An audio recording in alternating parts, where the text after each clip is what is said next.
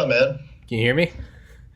Yeah, I had something plugged into the audio jack. My bad. Oh, you're just staring at me. I was like, what's up? Uh, Hold on, let me turn this yeah, I'm shit still down. trying to figure out how to use my wife's Mac. I'm not a Mac person. That's all right, dude. I'm an idiot, so in general, so I don't really.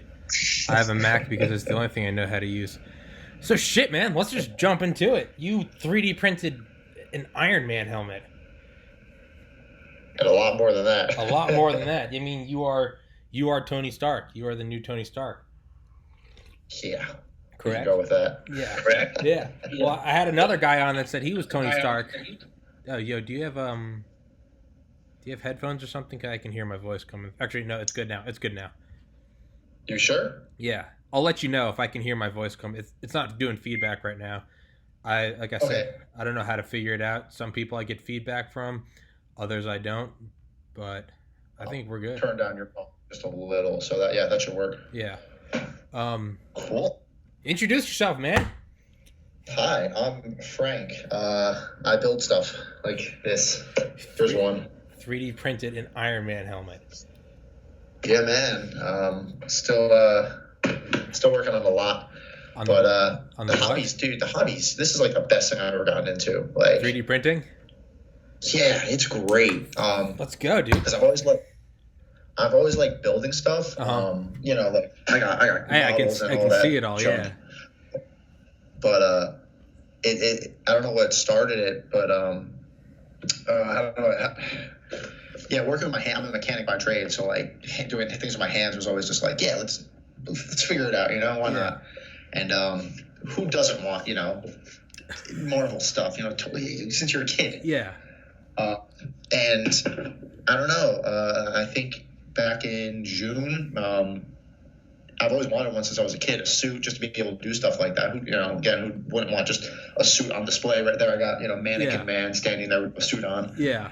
Yeah. Yeah. And, Well, I can see Iron Man in the above it. Yeah. yeah. So I've always wanted one, and I always had like the skills to do it. I thought like I could paint, I could do wiring, electronics and stuff, but I didn't have like the base. I didn't have anything to like build on. And I don't know if you know what like EVA foam is, like the cosplay foam. You ever see that stuff? No. It's what people will like. It's just that it's very workable foam that they'll make costumes and cosplay out of, which works. I just didn't like how it looked. Mm-hmm. And I don't know. I started doing some research on like how to make like a suit, and I stumbled upon like 3D printing, which was cool. And I didn't realize how cheap it was. I didn't realize how like much the technology had come down. Yeah. I thought like 1,000. That's what everybody asked me. They're like, "Wow, you have your own printer?" Like, Yeah. I have two. Yeah. They're not expensive anymore. Yeah. So I did some research and I talked to my wife about it. I'm like, "Hey, how would you feel about me getting a printer?" And she's like, "I was actually going to get you one for your birthday." And I'm like, Badass. "Oh." Yeah. But she said she was just overwhelmed with how many there were. So like her dad's a real big techie. Mm-hmm. So he was helping her like shop and stuff, and they both like just couldn't really figure it out. There was just too many, which I get. It's still an emerging technology, so everybody's trying to get their hands in the pot. Yeah.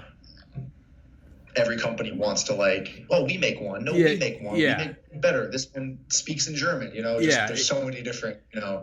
Yeah. So I did the research, and I found these two bigger printers that were like the highest recommended ones for cosplay, because I can do like a full helmet in one shot, where there are some people who have to. I actually have over here my first helmet, the first one I printed, and it is ugly.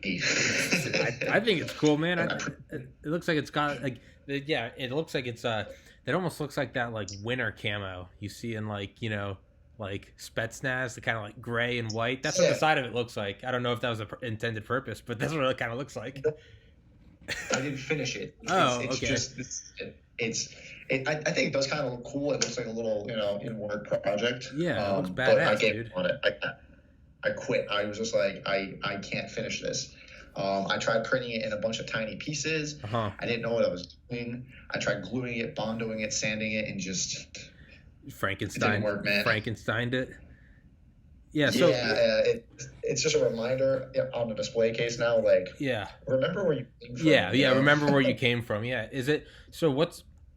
So what? So the first time you took a shot at it, it was just literally like let's try to manufacture a bunch of the little pieces and then like clip them together. Exactly.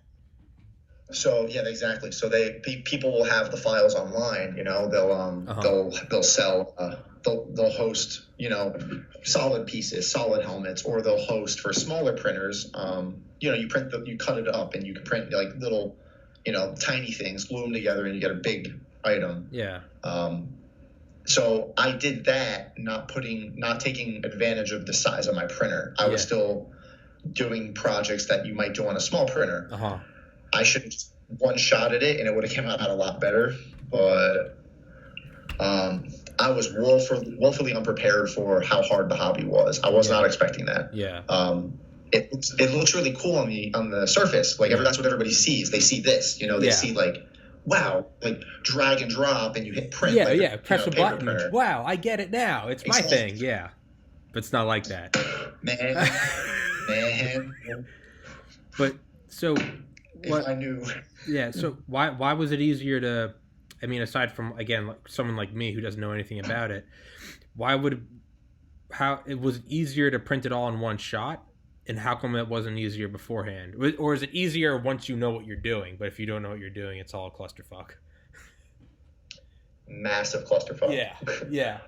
All right, so I might, depending on whose feed this crosses, I might piss a couple people off by saying this. I don't care. But it's my podcast. Fuck everybody. Oh, me either. Yeah, right. There are a lot of people out there who really suck at 3D printing. Yeah. They don't know why, and they're just bad at it. They don't know why. The groups, and I know that a lot of people are going to agree with me too. A lot of the groups and forums I'm on Facebook, there's like a lot of common questions. Hell, they'll post a picture of like a little thing that looks really messed up, and they'll be like, "Help! Why did this happen?" It's like, I don't know. Did your power go out? Did you sneeze? Was there a tornado? Like, we need some more details. Yeah. Everybody wants to just ask the question. It's the same way in the car community. I'm very in cars and stuff. It's the same way. Cars making weird clicking noise. Help! It's like, what? Yeah. It's like all the you're asking about a BMW, but you're on the Toyota forum. Like, what are you doing? Yeah. So there's a lot of people who I've noticed it's a lot of, for lack of a better term, geeks and nerds, which I am too. Yeah. It's a lot of people who aren't good with working with their hands. They're good with software. They're good with, programming, and they, I can figure the program out, but they're not good at troubleshooting the hardware. And that's where, like, your program can be fine. The program does the hard part. That makes the tool path. It's the path that the nozzle takes. Yeah. All this thing is, all it is, it's a hot glue gun on belts. Yeah. That's it. Yeah. Like, it does a lift, goes up, does a layer, goes up. It's a hot glue gun, just really accurate. If that's not tuned in right, it doesn't matter how good your program is. Your print's going to come out like garbage. Like, there's no way around it. So that's not just like automatically tuned in. That's not like, sorry for interrupting. Like printer for me. I just go hit. Exactly. A lot of people want it out of box. They're like, oh, I just spent $500 on a printer. It should work perfectly. Yeah. No, $500 one is still the entry level one ish. That's the one you have to calibrate and build. What are some of the nicer ones? If you want the one that's out of box, that's like $5,000. That's like press play and go. Jesus, it's still coming down though. Some DARPA shit. Yeah. So yeah, exactly. Some but like, I think about like solid state technology and Bluetooth technology. How much is it's come down a lot. It gets cheaper as it goes.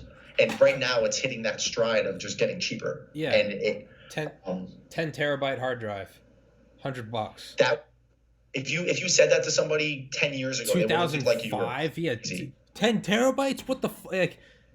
Yeah, like, 100. You have a room dedicated. $100, and I did that just because I had two other ones to put my stuff on. 2 terabytes, but this is like from 5 or 6 years ago. Yeah, with how much? Yeah, 100. Yeah, I got a micro. Yeah, I got a 128 micro SD too. You could. This is ridiculous. You could eat I used to work at Best Buy. You could literally eat in it. 2000. Yeah, 5 terabytes, waterproof, fireproof, shockproof. This was $100. Like, yeah, it's once up, and they have a need, it just drops. It's incredible. It is. It used to be the common. I was gonna say, sorry, 1 terabyte, but this is from 2012. This was like $300. 5 terabytes, $100. It's but it's the same thing with printing, right? It's coming down. People are working out the bugs, what works, what doesn't, what you need. You could when you hold on one second. No, go for it.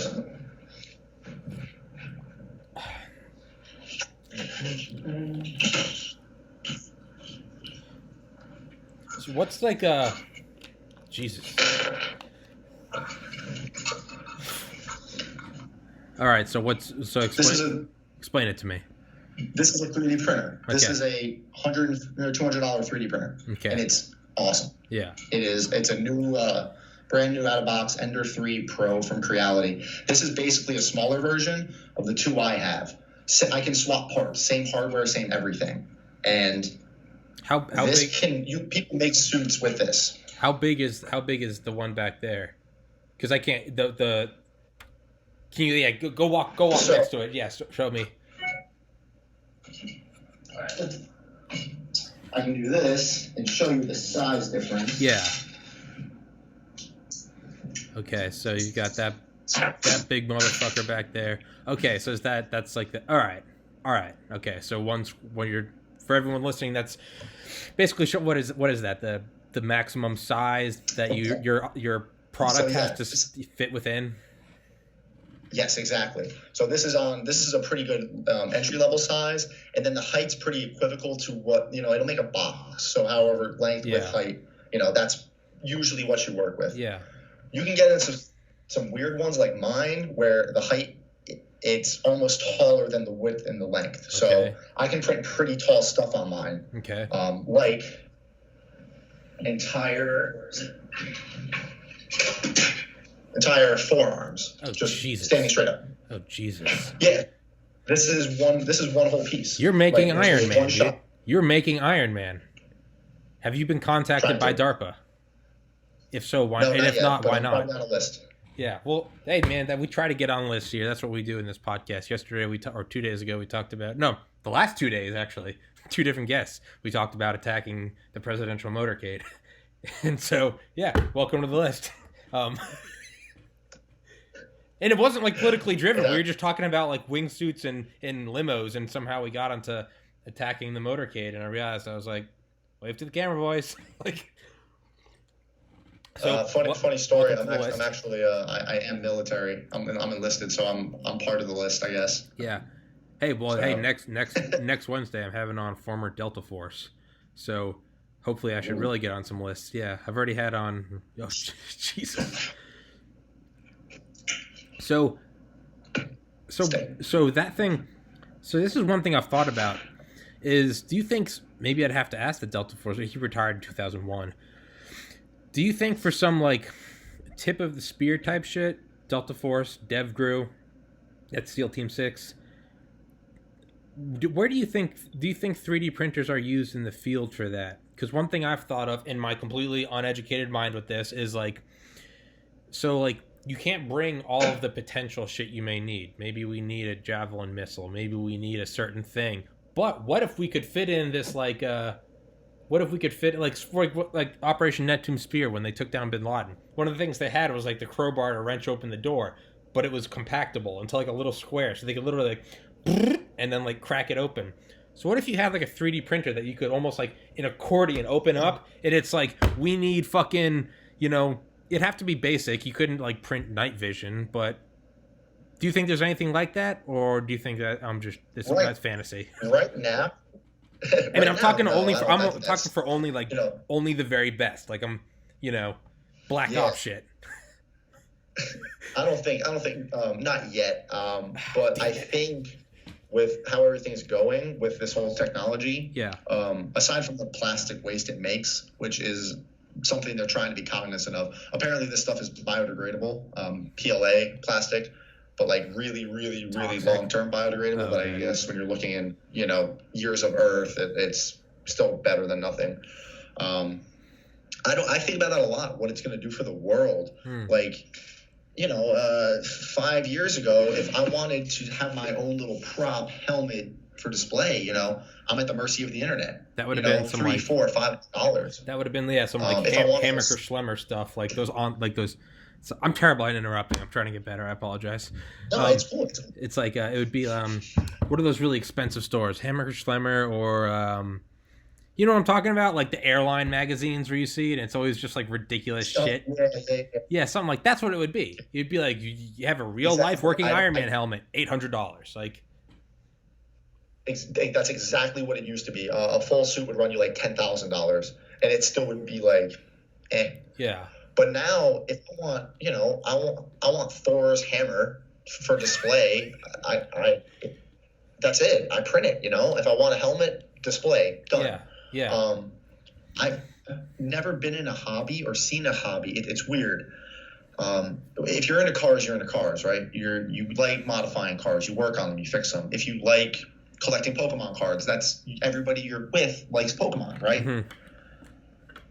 Printing is so not that. Really? In the groups, there are so many different people. There are people making parts for cars. There are people making props and toys and stuff. There are people making artificial limbs and prosthetics. There's people making parts for their hydroponic gardens and pot farms. Yeah. Like there's just such a broad.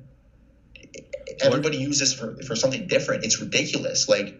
I have nothing in common with most of these people. It's manufacturing. It's manufacturing, not. Yeah.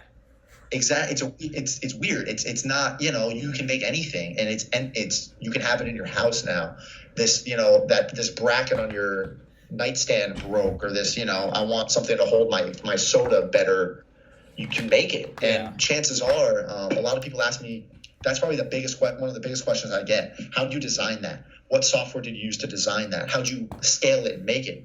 I didn't design it. I paid for the file. I bought it. Yeah. Like somebody already 3D modeled it. I just printed it. Yeah. But it sounds a lot better on the surface. It's like, drag, drop, print, but you have to scale it to your body. Can you make it, it won't come off. Give it a couple of years. I think things will come off looking like this, but there's still post work. There's a lot more work to go into it. Getting your printer calibrated, and there's a lot of moving parts. So it's calibrated one day. A week later, it's not going to be anymore. Things wear, things break. It gets up to 200 degrees Celsius. It gets hot. Yeah. So there's a lot that can go wrong, and it's a lot of upkeep. Yeah. I see a lot of people that are afraid to take the printer apart. Like that is the scariest thing to them. Like my printer broke. What am I going to do? Get the wrenches out, take it apart, fix it. Yeah. It's fix it. Yeah, I was gonna say I've been getting for podcasts. I've been getting a notepad.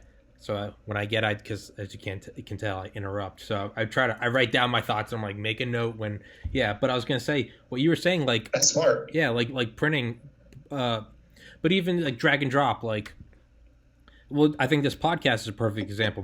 This is episode 48. My first episode was December 12th. It's barely been 3 months, but it's already come so far. And it's not just as simple as, well, I have a webcam and I have a MacBook and internet connection, drag and drop podcast. And it's like, yes, but what I'm learning is like also no, like I gotta figure out how to fuck to use this microphone. I gotta I'm like figuring out uploading. I'm figuring out like equalizing the audio. Like it's like, oh, just because it's very simple. It's in our hands.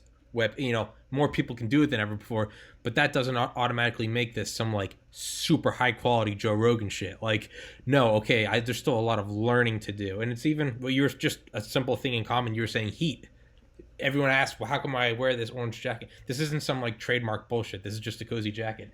This room is above the garage, and I have the option of turning off the heat. It's like 40 degrees here, so this room gets cold, and I do that because this MacBook it's brand new, but it gets so hot screen recording a 2, 3, 4 hour podcast. So I keep this room cold so this thing stays cold. I have it on top of a laptop cooler, and I've got a fan next to it. As soon as the podcast is over, literally blast all the air, and it's just like try to dissipate the heat. But it's there's a huge learning curve, and it's out of the box in the sense that more people can now do this than ever before. You don't have to have a TV show. You can just, I have a podcast, Tommy's podcast from my room. Like, bam. That's it. But like you said, it's also not.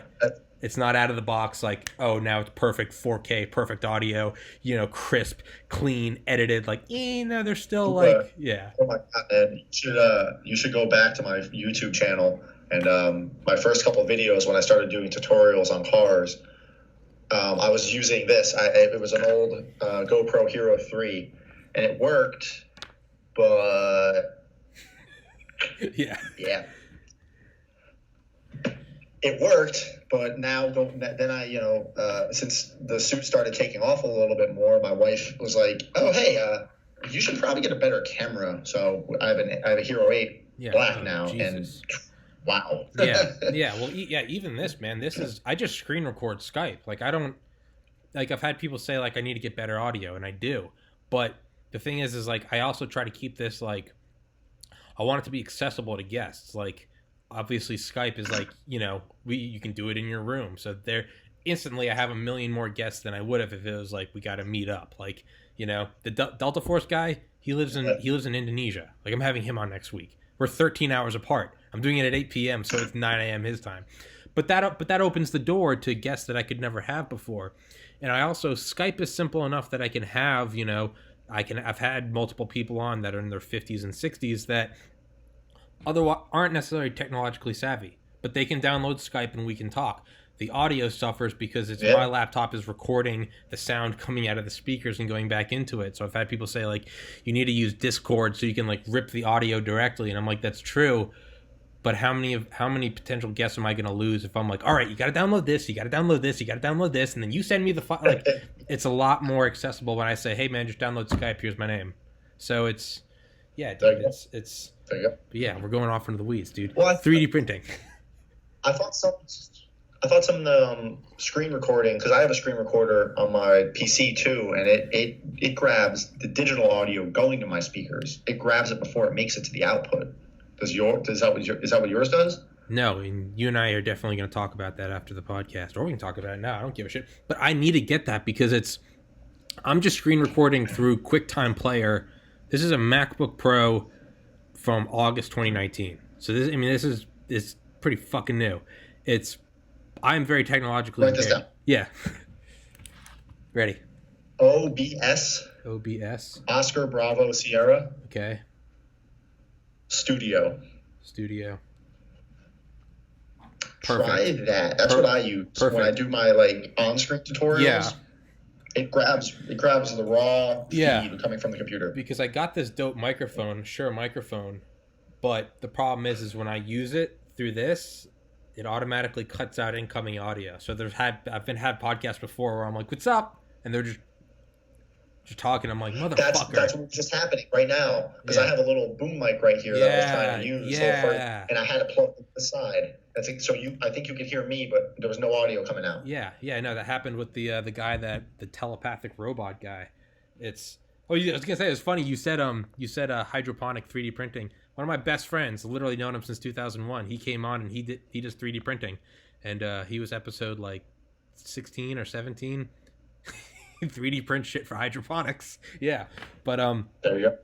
But it works. Yeah, it's yeah, dude, I wonder what would happen if I linked you up with the guy that I had on, Aaron Shepard. Did internships for NASA, but now he's working on literally like neural controlled robots. You put on a headband and it detects the different wave. Fuck, I get, if you can't tell, I get excited and I go off into the weeds. No, I love that. There's this toy I remember seeing somebody play with on I don't know if you watch Michael Reeves. Hilarious, absolutely hilarious YouTuber. There's an old toy. It was this Jedi mind control headset thing, and it would make an orb float. I think I forget what it. Yeah, it's on a fan. It's on a fan. But that's what he's using. He's something from that. Yeah. Yeah, it actually this cheap ass piece of this cheap chip that was in it actually detects your alpha wave. Yeah, alpha, theta, yeah. And it's just this little toy that you can pick a signal up with an Arduino from your brain and then use it. And it's like, what? Yeah, I know. He and I were talking about making something for meditation, because I've been meditating for like 12 years. Helps me with just crippling anxiety. But one thing is That. That'd be cool to be able to open and close the mask with just thinking about it. Yeah, well, that's what it all is just detecting different waves, man. It's, yeah, dude, it's, that's what you guys need to link up. You need 3D printing and designing and his thinking. You guys could literally have fucking telepathic robots. Hey, DARPA, fund us. But yeah, man, it's insane. Like, so talking about this stuff getting cheaper and cheaper and cheaper. So like, I can't see, but like on that bed over there, there's like a couple old laptops. So I'm just thinking I'm using this laptop, which is just brand new. Do you own like multiple 3D printers? Have you seen the direct evolution of it, or are you fairly new into having your own? I started in July 2019. That's when I got my first print. Okay. So I've been at this for less than a year. Okay. But already in that, I've already seen the evolution of printers even more. Like they've revived, my printers come out with a new updated V2 version. They've made alterations to it. They've made pro versions of it. So they've kept advancing it, and it's still getting cheaper. I have two. So the first one I got was about 500 new, and it was pretty good entry price at the time. It was a much bigger one. And then about, I want to say in November, I was like, I want to try to find another one used, because I knew enough about the hobby now. I'm like, I can, let me find a used one. I could probably troubleshoot it. I was able to find someone selling one for $200, and same one. They're literally clones of each other. Yeah. The same printer, and I just it was giving him problems. He couldn't get it to work right, and there was another example of people biting off more than they can chew. Yes. He just wasn't ready for all the tinkering that went with it. Some people aren't good with mechanics. That's fine. Some people are mechanically inclined. That's totally fine. We need programmers, Yeah. So I got it from him, and when you buy that printer, like in box, it kind of comes in two pieces laying down. You take them out, stand it up, and bolt it to itself. Sure. Plug in a bunch of wires. It's like a half assembled one. It's in the terms of the hobby, the CR10, the CR10Ss, they're more pre-assembled than they aren't. Now, if you buy a TiVo Tarantula and a Net 8, there's a lot of other brands where like you get bags of nuts and bolts. Good luck. Fuck like, that noise. It is very strict. Yeah, but that's cheaper, getting the fully, so it's a balance. But since I like taking things apart, I completely stripped his down, like more than it came from the factory. Everything apart, and I started to rebuild it. Okay. And I started noticing there were things built wrong from the factory. Oh, shit. Bearings were in the wrong place. Things were too tight, too loose. So he was doomed right from the get-go. Yeah. And he just didn't know how to fix it. So I built it all back up. I think I had to buy $10 worth of new parts, and it printed brand new, fresh out of box, brand new. So now I have two. Fuck yeah. And I did that to speed up the project. It helped me print, I could print the left bicep and the right bicep at the same time, and it just sped everything up. And now I can have my projects going on one, but then on the other, I'm printing stuff to sell and make some money on the side. It's started paying for the hobby. Making cash. Right? Yeah. I've already broke even on everything. I've sold enough helmets. I've sold 4 or 5 helmets. That's 5. Fucking awesome. Yeah, and I've paid for the printers, the suit, everything. That's so awesome. That's what that's what makes me fucking stoked, dude. Is like, I'm still trying to figure out how to make money on this. Like, I love doing this regardless. Like, if you can't tell, I just fucking like talking. That's so cool, man. That's because to me, there's like a certain attraction to that. Like the guy I had on as an aviation photographer, he talked about how when he finally started making money on photography. Another girl is a professional powerlifting coach, and she talked about like going from just doing it to like having clients to where she could quit her job and do that full time. To me, there's like a certain like alchemy. It's a certain like anyone can do what they like, and anyone can do it well and do your hobby. But to me, if you can turn that into real world give you a roof over your head and get some, frozen dinners that you can use in the microwave and put gas in your car. To me, that is like a form of alchemy to me. That is, you're like bringing, it's literally some like Harry Potter shit. Like you say a couple words and food appears. Like that's what it is to me. Is I'm wildly drawn to that. Not because it's like, oh, I want to make money so much as I'm like, if I can make money doing what I like, to me that is a form of wizardry. That's the dream. That is a form of wizardry. Yeah. That's the dream. It is. Like, nobody wants a 9-to-5 desk job. If you can do what you love, then exactly, dude. That's not many people get to do that. No, I got into medical school out of college, dude, and I was set to do that. I was set to go be Dr. Kerrigan, and had it all worked out. But I was like, I don't love it. I like it, but I was like, I don't love it. And I was like, dude, I want to do what I love. So I didn't do too hot in school, but I liked working on cars, and I was like, I like customizing them and working on them and doing lights and lifts and suspension, and I like doing that. So I went to a trade school in Florida, to get a couple certificates in like car audio installation and security systems and fiberglassing, MESA certification. Yeah, MESA. And I got a professional job doing it, and it was fun. But I slowly started to realize after dealing with it was half customer service, half just doing the work, Yeah. So I started to realize more and more I kind of only liked working on my car. Yeah. Like it was fun. You had to do a lot of cool jobs. We got to work on some awesome trucks. We got to do a lot of cool custom projects. But then there was just the 90% of it was install this radio, install the security system, install this radio, put on these tires. Yes. So I was like, this is really sucking the fun out of what I like to do. Yes. So I'm going to join the military. Yeah, dude. I taught myself in between getting out of med school and starting this podcast. I taught myself graphic design. I fucking loved it. Absolutely loved it. Still love it. Literally completely taught myself everything. And I'm having a DJ on tomorrow from LA who I've made him custom shit. I'll post videos of him in his studio wearing it. It's awesome. What I slowly found over the last year was I like making what I want to make. When someone's like, can you make us softball jerseys? I can do it, but I'm like, and someone's like, hey, can you make me business cards? And it's like, I want to have naked chicks riding a camel, fighting a vampire with a laser gun. Yeah, I'll make your business card, but like you said, you're it kind of starts sucking the fun out. You're like, is this what I really love? And with this, I get to choose my guests. Oh my God, you have no idea. So my wife's very supportive of my hobbies. So she also got me, I don't know if you've ever seen them, the Silhouette Cameo. They're little vinyl sticker cutters, and you can make. I have tons of stuff on my wall.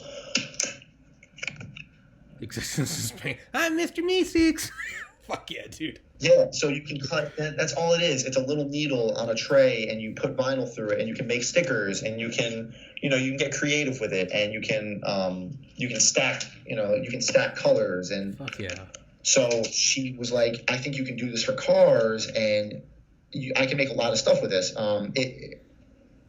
It's mostly, I want to say, a single white woman hobby. That's what I used to call it. A married white woman hobby. Because it's Karen hobby. A lot of women making, the live, laugh, love signs that are hanging on walls. Yeah, dude. It was that type of stuff. So it was a very girls. Some of the groups I had joined, it was all women. It was all women doing cutesy stuff, and I'm over here making Rick and Morty and dicks. Yeah, it's a bunch of, if you can't handle me at my worst, you don't deserve me at girls' evening, dude. And you're and you're like Bigfoot. Get creative with. So I started making kind of funny stickers. I was able to use them to customize parts of my car, like the engine bay, and add logos, and just. And then I started making some money by selling some stickers to friends. And then word started getting out, hey, can you make me this? Can you make me this specific sticker in this specific way? And it's I can. It starts to just. It's like siphoning gas. It just fuck yeah, that's badass. Covers for laptops and but it's my laptop now for some reason. It's I made a little dog, you know. That's badass. But yeah, you're right. When you start getting, and it's like when you start getting like custom commissions, like part of it is like you're so stoked that you're like, oh, cool, I'm making money, and then the other part of you is like, it's like siphoning gas out of a car. It just starts taking the love out of it, and you're like, I fucking hate this. You're like, I hate this. I hate. And you start resenting. So, and you're like, God damn it. I sold enough stickers and stuff to pay for the printer, like pay for the cutter. So I have it in my closet now. I still use it. I still do it for friends, little projects, because I'm also decently good at like designing stickers and logos, and I can do it really quick. I know a lot of shortcuts, and it's gonna sound dumb, but I'm very good with Microsoft Paint. And screenshots and adding, and so, like, I got very good with it in high school, and the program used to cut the stickers is very receptive to pictures that you can generate in Microsoft Paint. So I always tell people, like, hey man, can you make, like, I don't buy stickers anymore, like, and for anything. I'll take a picture of my phone, drop it in Paint, you do this weird trace thing, drop, and I can cut it out. Like, that's it. It's simple. And it just it's eliminated a cost from my life. You know, if my wife wants a label for something, or I want a label for this or that, it's like, just make it. And a lot of like my close friends know that, so they won't buy stickers either. They'll pay me. They'll be like, hey man, here's $5. Can you make me a hazard sticker for my car? You know? Yes. You know, I'm not going to advertise it. I tried that. I didn't like it. But now I have that. I found that with graphic design. Like, I just used it for my suit recently.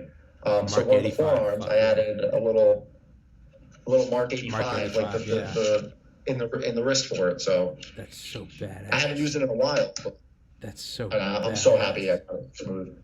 Dude, that's so sick. Shiny. So smooth. This took forever. BI. Huh? Yeah. So no, back live. That's easy. That's easy stuff. We all There's are. wiretaps all over the place. We all are. Yeah. Who isn't on a list? Yeah, it's probably sketchier if you're not on a list. So no, right? Like, that means you're boring. Yeah, exactly. If you're not on a list, dude. I don't want to hang out with you, man. What are you doing? Yeah. Who doesn't have if you don't have a criminal record, then I don't want to drink with you. But like, so break that down. I don't mean like physically break it down. I mean, explain it to me. Explain the helmet you just had. So why is it? So, for a second, I thought you just broke it. I was like, dude. I was like, why would you do that? No, it breaks apart. Yeah. I was like, dude, why would you do that? That's awesome. So, how did you? What? So, did you have to pay for the file for that? Did you make that file? Why was that one easier? Or let's go back to the first one. What was step one in making your Mark 1, not Mark 1 Iron Man, but your subjective Mark 1? Why was so? What was? How did you start with that? What the fuck happened? I don't know how to do this. You tell me. All right. So if you want, I can tell you why I even started. Fuck yeah, dude! I don't give a shit. Let's roll. Okay, cool. So you're actually the first one who's going to get this story in any media media format, because the only people who know are like my friends and like my wife.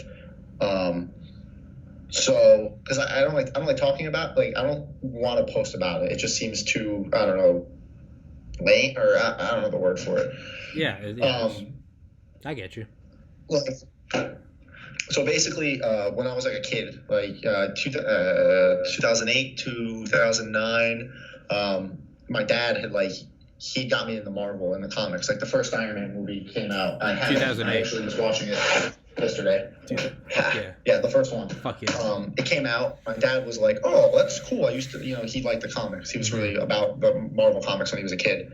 So he knew about it. He's like, "You should watch this, bud. You might like it." I'm like, "Yeah, sure." Yeah. So I saw it with him, and I kind of got into the movies because of him. And he was like, he knew more about the comics. I started to get more into the movies as, Iron Man 2 came out in the Avengers. So we would watch them together, and we had a little bit to bounce off of each other. So it was fun. Yeah. And after seeing the first one, I'm like, that's awesome. I want a suit. Yeah. Like, what? Wait, what? So time went on, cool.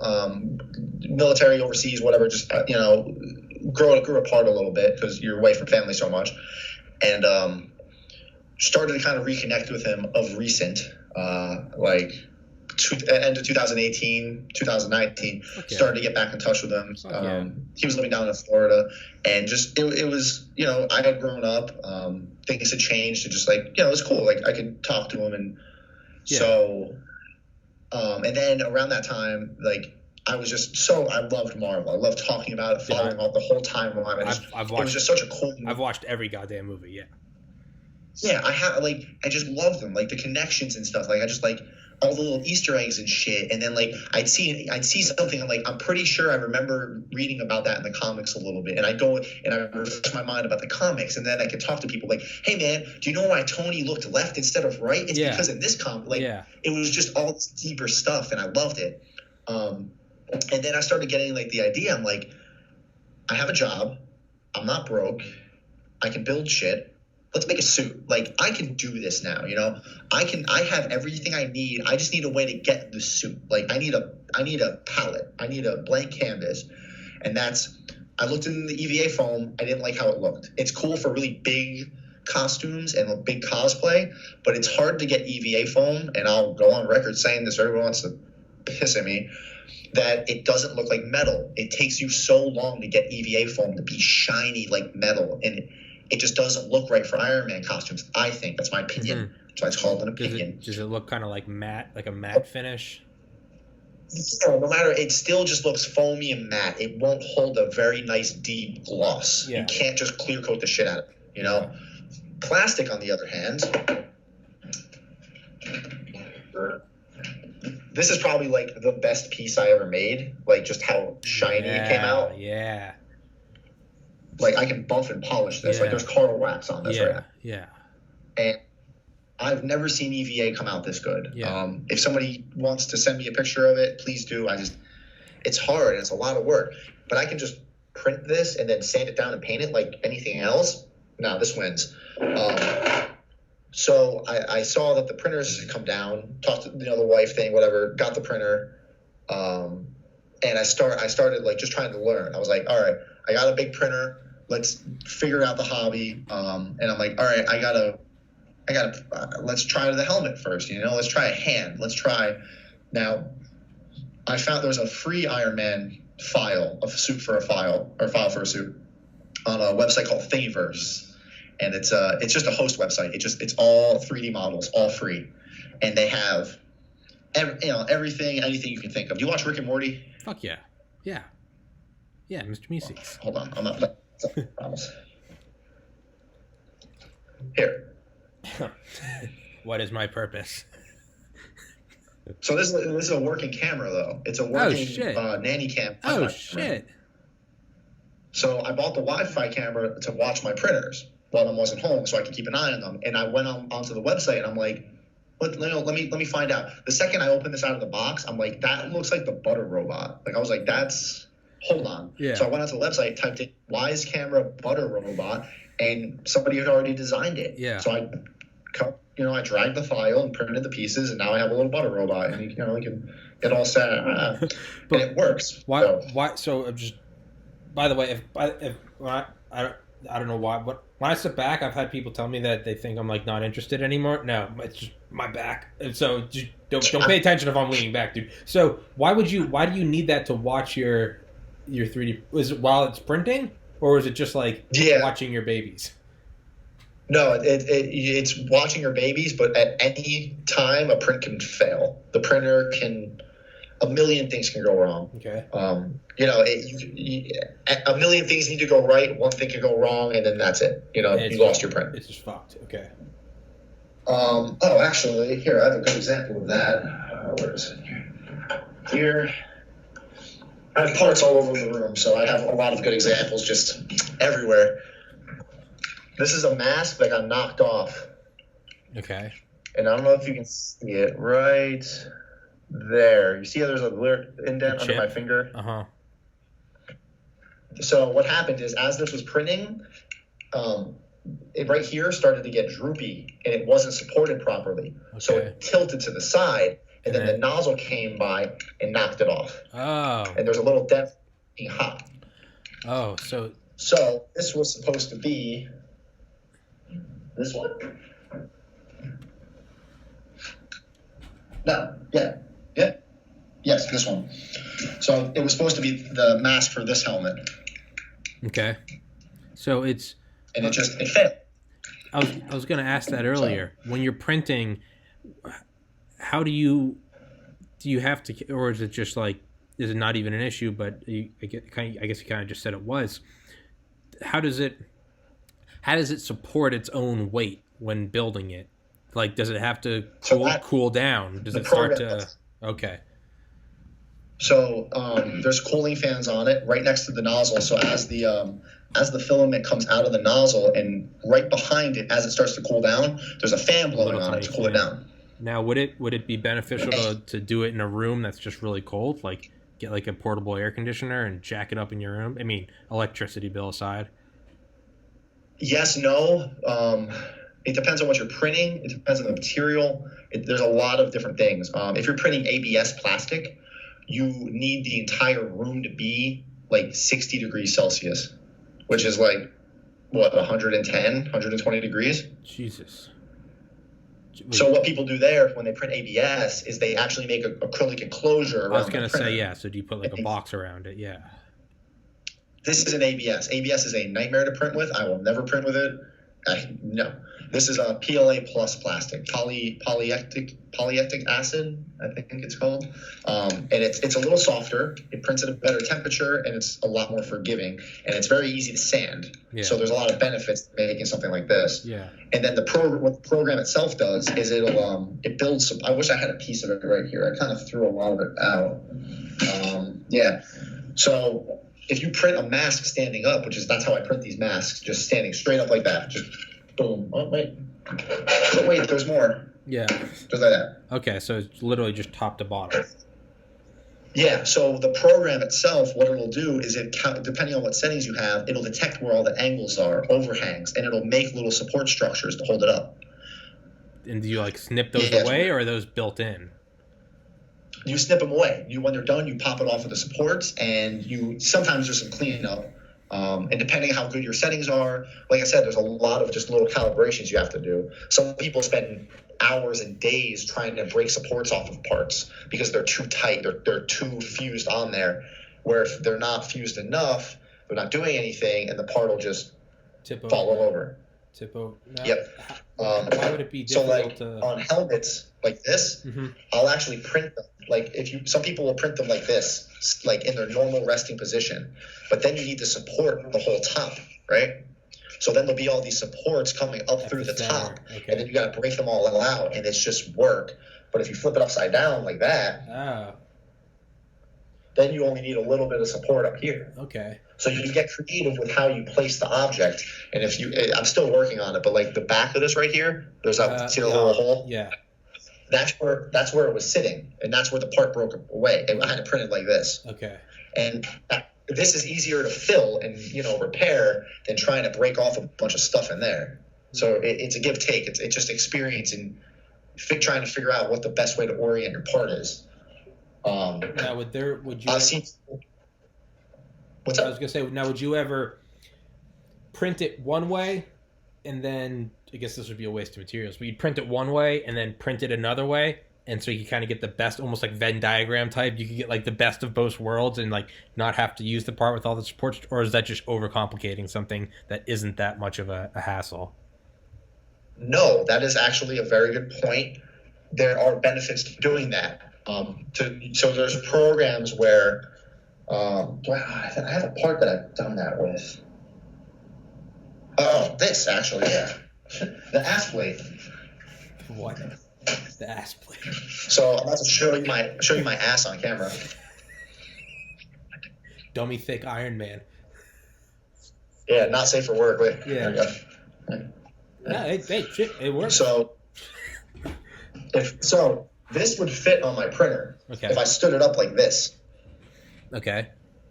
But now I would need a support. Overhangs. See? Yeah. There's a line going right down the middle of this, the ass crack. Okay. So what in the program, what I did is I cut it in half. Okay. And then turned it on its side like that.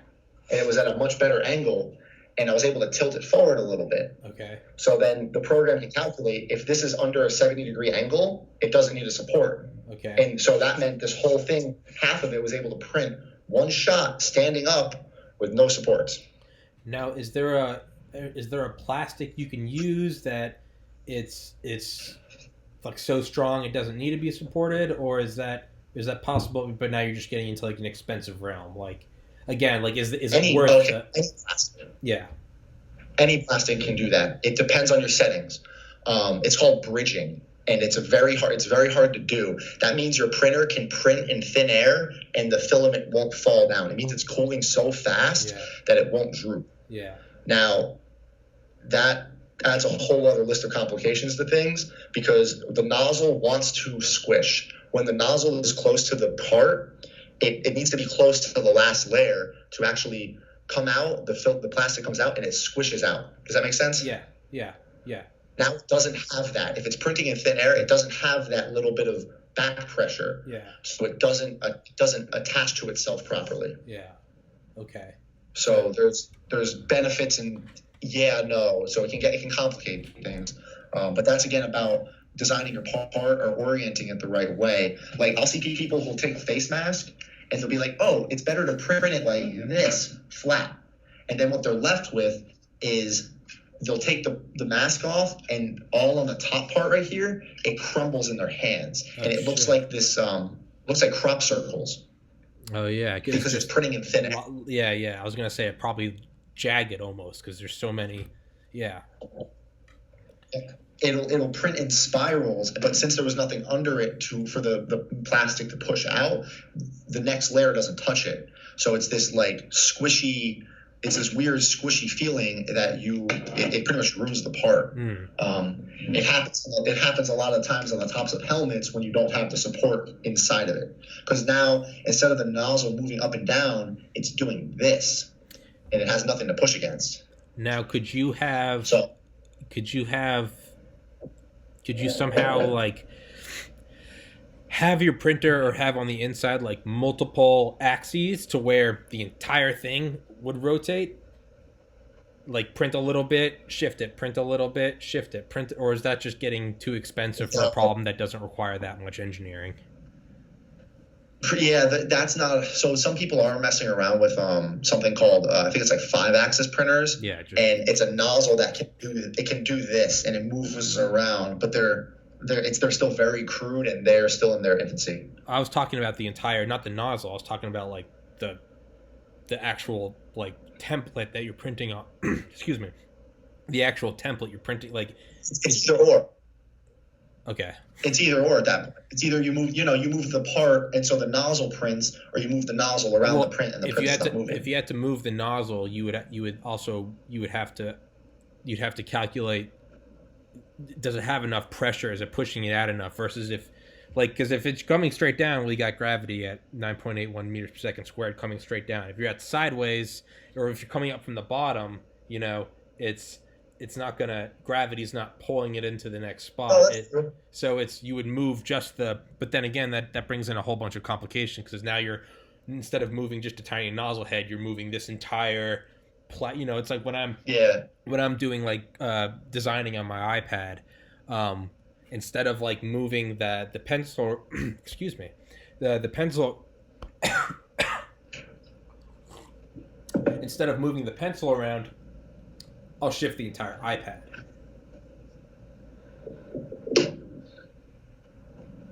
Does that make sense? I think it could be done. Yeah, I think it could be done. It's just going to be a matter of, is it required enough for somebody to R&D it, Yeah, is there any benefit above the cost? Yeah, exactly. Yeah. I don't know. That was... God, we were talking about 19 different things right there. It doesn't matter. Are there any like multi nozzles? Have 2 nozzles in one printer? Could you ever have like, I don't know, would that work at all? Or is there, again, what's the benefit versus the cost of engineering it? I don't know, maybe one could support the other. You're doing this and move this hand, almost like tying your shoe. You're using multiple spots. Like, could you have multiple nozzles? Like maybe one on the bottom and the other hang. I don't know. I'm just thinking of what you're saying. Of like, has to smush. So I'm just thinking anything to prevent that falling and creating the crop circle problem. Maybe. Probably. There are printers that do have two nozzles, and what they'll do is they'll print different materials or different colors. So that one nozzle will come in, that'll work. So you could actually have printers that'll come through and they'll print, red, stop, gray, come up, print gray, stop, red. And they just go, they'll go back and forth. It uses a lot more material, and it's a lot harder to calibrate. But there are printers that do that have two different heads that'll come in and out with each other. But there's a reverse of that. So as the material is fed through the nozzle in one color, right? And you can only print one color. And, I'm pretending like I'm not going to paint the thing. But there are people who want just a part in one color as a miniature, and they don't want to paint it. They make something called, and I just totally forgot the name of it. It's a box that you put a bunch of different color filament into, and it talks to the printer and it talks to the program. And oh god, it's gonna bug me. I don't know the name of the damn thing. It's like a silhouette, or I don't know. Anyway, you have like 4 different colors feeding in, almost like a color printer. Yeah. And out of the box will come one color. Okay. And by the time that color reaches the nozzle, it's the right color. Okay. Does that make sense? Yes. So it'll turn the filament into this rainbow mixture of just bullshit. Yeah. And by the time it gets to the nozzle, it's the right color because it knows how far away it is. Yeah, that's with a biology degree. That's just DNA. That's just transcription, translation. That's proteins lining up and saying like, we got this. It's all coming through. Yep, and it does it's called a purge block. So what it'll do is before it actually prints on the part, it'll push a little bit of filament out into this block that's getting created next to it, just to make sure it's the right color. Yeah. But then it goes back to the part, and then that gives you access to infinite amount of colors, as opposed to where right now I can only get black, white, red, blue, green. I get primary colors and some metallics and some silks, but I can't get a slightly less white, or a slightly redder, with that box that I'm just going to lose my mind trying to think of it. It can make, it's called a palette. I think it's actually called a palette too. Yeah, simple. And with that, you have access to the entire color spectrum as long as you feed in the right colors, the right primary colors. So that thing's pretty cool, but I don't have one because I paint all my shit and I don't need it. Yeah. Hold on. Back in a stroke, and but luckily we're live. And so what would be the next step for you in 3D printing? Like what is the next, as you're getting more into it? Or is it a matter of, is it something that throwing money at doesn't necessarily make it better versus like your skills are increasing? Like, is there like a 3D printer where you're like, if I won the lottery, like that's my baby? Like, or is it just skill? Is it just learning? Yes, no. So I'm still not I'm losing my voice now too. I'm still not sure what I am going to do next. I started it as a means to an end. Like, print the suit, make the suit. Have the suit. That was have the suit. I'm not sure at first I wasn't really sure what I was going to do with the, what do I do when I'm done? Do I keep upgrading the suit? Do I make another? Do I just sell the printers? I'm not sure. But as I got more into the hobby, and it's going to sound like I'm trying to toot my own horn. I got very good at it quick. Okay. Because it was this culmination of just everything I liked in a hobby. It had, it had painting. I could do fiberglass work. I brought over some resin casting work from cars, and I got to do little details because I used to build like Gundam models and little hobby models. I like electronics, so like it was just this. It was everything. It was just this big culmination of like, I just like doing this shit, and I wasn't expecting to be this hooked on it. Yeah. So it's taken me back a little bit. Okay. And I mean, the amount of messages I get every day, like from Reddit and Instagram, just how'd you get your prints so smooth? What are you doing? And I'm doing a lot of stuff wrong. I've noticed there are a lot of taboos, or not taboos. There's a lot of expectations in the 3D printing realm of, don't use power tools, you'll ruin the print. Bullshit. Yeah. Like everybody, like there's a lot of people who read the forums. They'll read a lot of. There's so much misinformation out there, and it scares everyone new. So everyone new thinks that this misinformation is law. So they spread the misinformation, and it's just this cyclic effect of, oh, I read on the biggest 3D printing forum, you shouldn't use a palm sander on PLA. I'm gonna tell you that's bullshit because that's all I use. Yeah. Oh my god, man! Like that whole suit. Like how long? It must have taken you weeks and months to sand that. No, it took me an afternoon to sand the entire thing because I used a dual orbital palm sander and sandpaper, and I'm not an idiot. So I sanded everything down, and within a day, it was all ready to prime. And I'll see people they'll post on some of the groups, they'll spend a whole weekend just wet sanding a helmet, and they won't even come close to touching how smooth I got my stuff. Why is that? People are afraid. They're afraid to try stuff. They don't want to mess things up, and they don't have a hands-on knowledge of stuff. Okay. I've been working with plastic for a while with like my models and stuff. I'm very good at understanding what reacts to plastic, what doesn't. But it's experimenting. People are just so afraid to mess something up. And like, I didn't, oh my God, the amount of questions. What tutorials did you watch for this? How'd you learn that? What guide did you use? Especially for like motorizing the helmet and making the helmet flip up and down. Holy shit. Every day I get a couple messages about that. What tutorial did you use? I'm like, exactly. I didn't. Like, I figured it out. Yeah. Like you have to have a little bit of understanding of engineering and like, oh, I want the mask to do this. All right. I found some hinges that somebody else made already, and I repurposed them, and like, oh no, that one doesn't do it. That one's taped shut. Yeah. But it's a lot of just getting your hands dirty with it and trying things. And fucking I've messed things up. Yeah. It's, dude, with graphic design, I've had people ask me, they're like, how did you make this? I'll make like weird, crazy fucking designs. And the reality is like I started graphic design courses this past August, but that was just to like fine hone it. For 3 years, it was just like, dude, I made shit on an iPhone 4. Like it was like, well, how'd you learn this? And I was like, dude, like thousands of hours of just fucking around, like getting free, like what computer did you use? I'm like, dude, I used free apps on an iPhone 4. Just figure shit. Don't be afraid to be like, well, you normally don't do that. You never put it into a PNG before it's a JPEG. Like, I still don't know what those stand for. Like, just go in and be like, use your intuitive mind and just be like, how do I do this?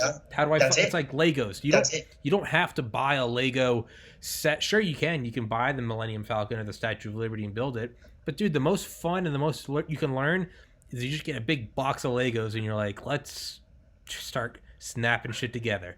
Next thing you know, you're like, I made a tank. I made a car. Whatever. It's just, you got to be, whatever instructions and tutorials are out there, like people never look past that and they go, well, where did those come from? Someone made that tutorial, and how did they make it? They made it by fucking up and just pioneering it, and that's what worked for them. But that's not the end all. It's not, it's not like the periodic table of elements. It's not some set thing. It's like, dude, there are different ways to master shit, especially in something as new as 3D printing. It's not like learning to play a violin where it's like we've kind of figured that out over a couple hundred years. Like, it's 3D printing. Yep. It's brand fucking new. This is the Wild West. Like, and people, like I said before, like a lot of the people who were entering this hobby, they're more on the geekier side. They're more on they like the software and they like the idea of being able to make something, and they might not have the the hardware applications, which it's fine. That's how you learn, you figure it out.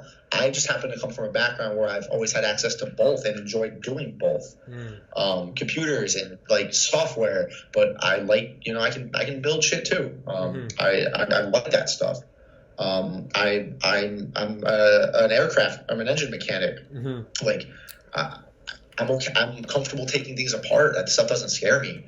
Did you just put the glove on? So it's being able to look at these. What's up? Are you putting the glove on? Yeah.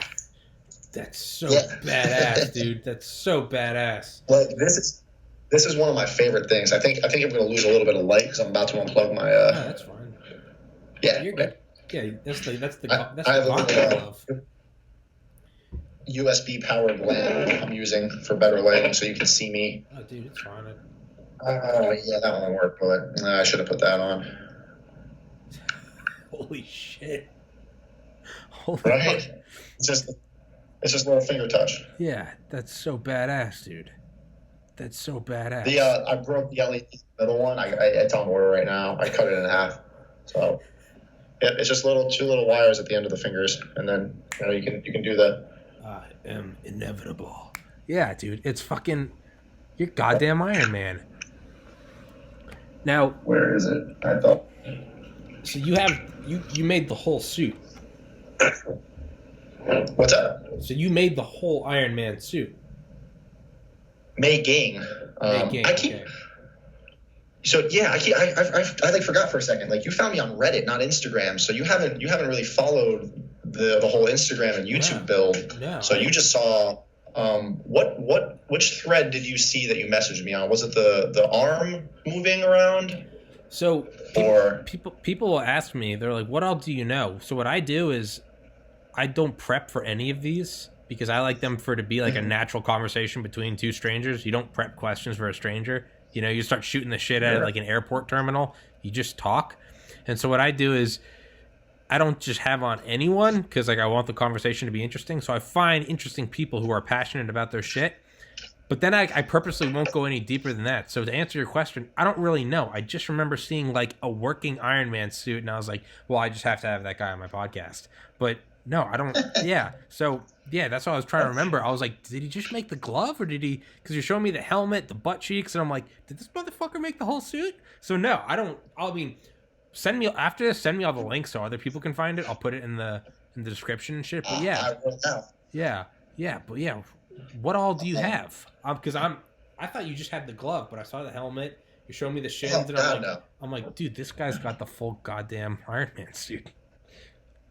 I do. I could put it all on right now, but there's pieces scattered. There's pieces in my garage being painted right now. It's all over the place, dude. So that's the whole.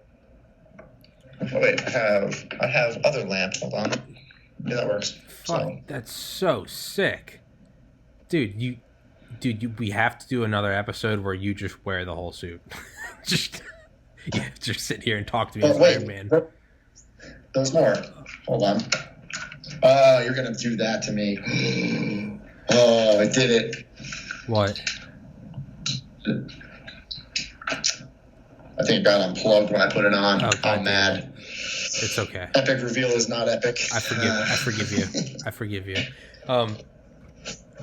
Dude, you gotta do an episode where you just literally come in as fucking Iron Man. We'll get like a Tony Stark like soundboard and just sit here and answer questions as Iron Man.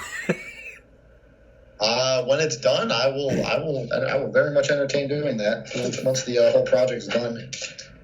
My drop dead date is the end of May. Fuck yeah. The glove looks. That's when I need to. That's Comic-Con. That's okay. That's it. Dude, you're gonna fucking steal the show. You're gonna steal the show. I'm not the only one that do that. Yeah, but they all got that foam shit. They don't have yours. They all got that foam shit. No, they do. I'm not the only one who's 3D printed a suit. Fuck them. Yeah, you are. We don't fact check here. We just say whatever we want. Right? Yeah. However, I have put a lot of care into this work, this suit, to make it not like some other ones I've seen. Mm-hmm. I'm trying to eliminate a lot of those problems. and I think I'm doing okay at it so far. But time will tell. Yeah. It's my first cosplay. It's my first suit. I've never done a cosplay suit. Yeah. I think I made fun of cosplayers in high school. Like I was never that person, but you grow up and now you're like, oh, this is kind of badass. Like, okay. Like I'm sure there's gonna be some high schooler, some kid in high school who's gonna make fun of me. Yeah. Like that happens. Whatever. Fuck that kid. He's in high school. All right, this is what I was trying to do earlier. Jesus, dude.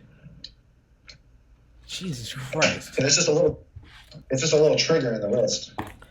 And I'm literally writing down the timestamp so I can use that. There you go. Then we can do one, and then if the wire's gonna come undone. That's insane. Two. How did you? Then it'll be But so how did you even? Like I'm kind of understanding the 3D printing now, but that is, dude, the fingers are so intricate. Jesus, look at that thing. Holy shit.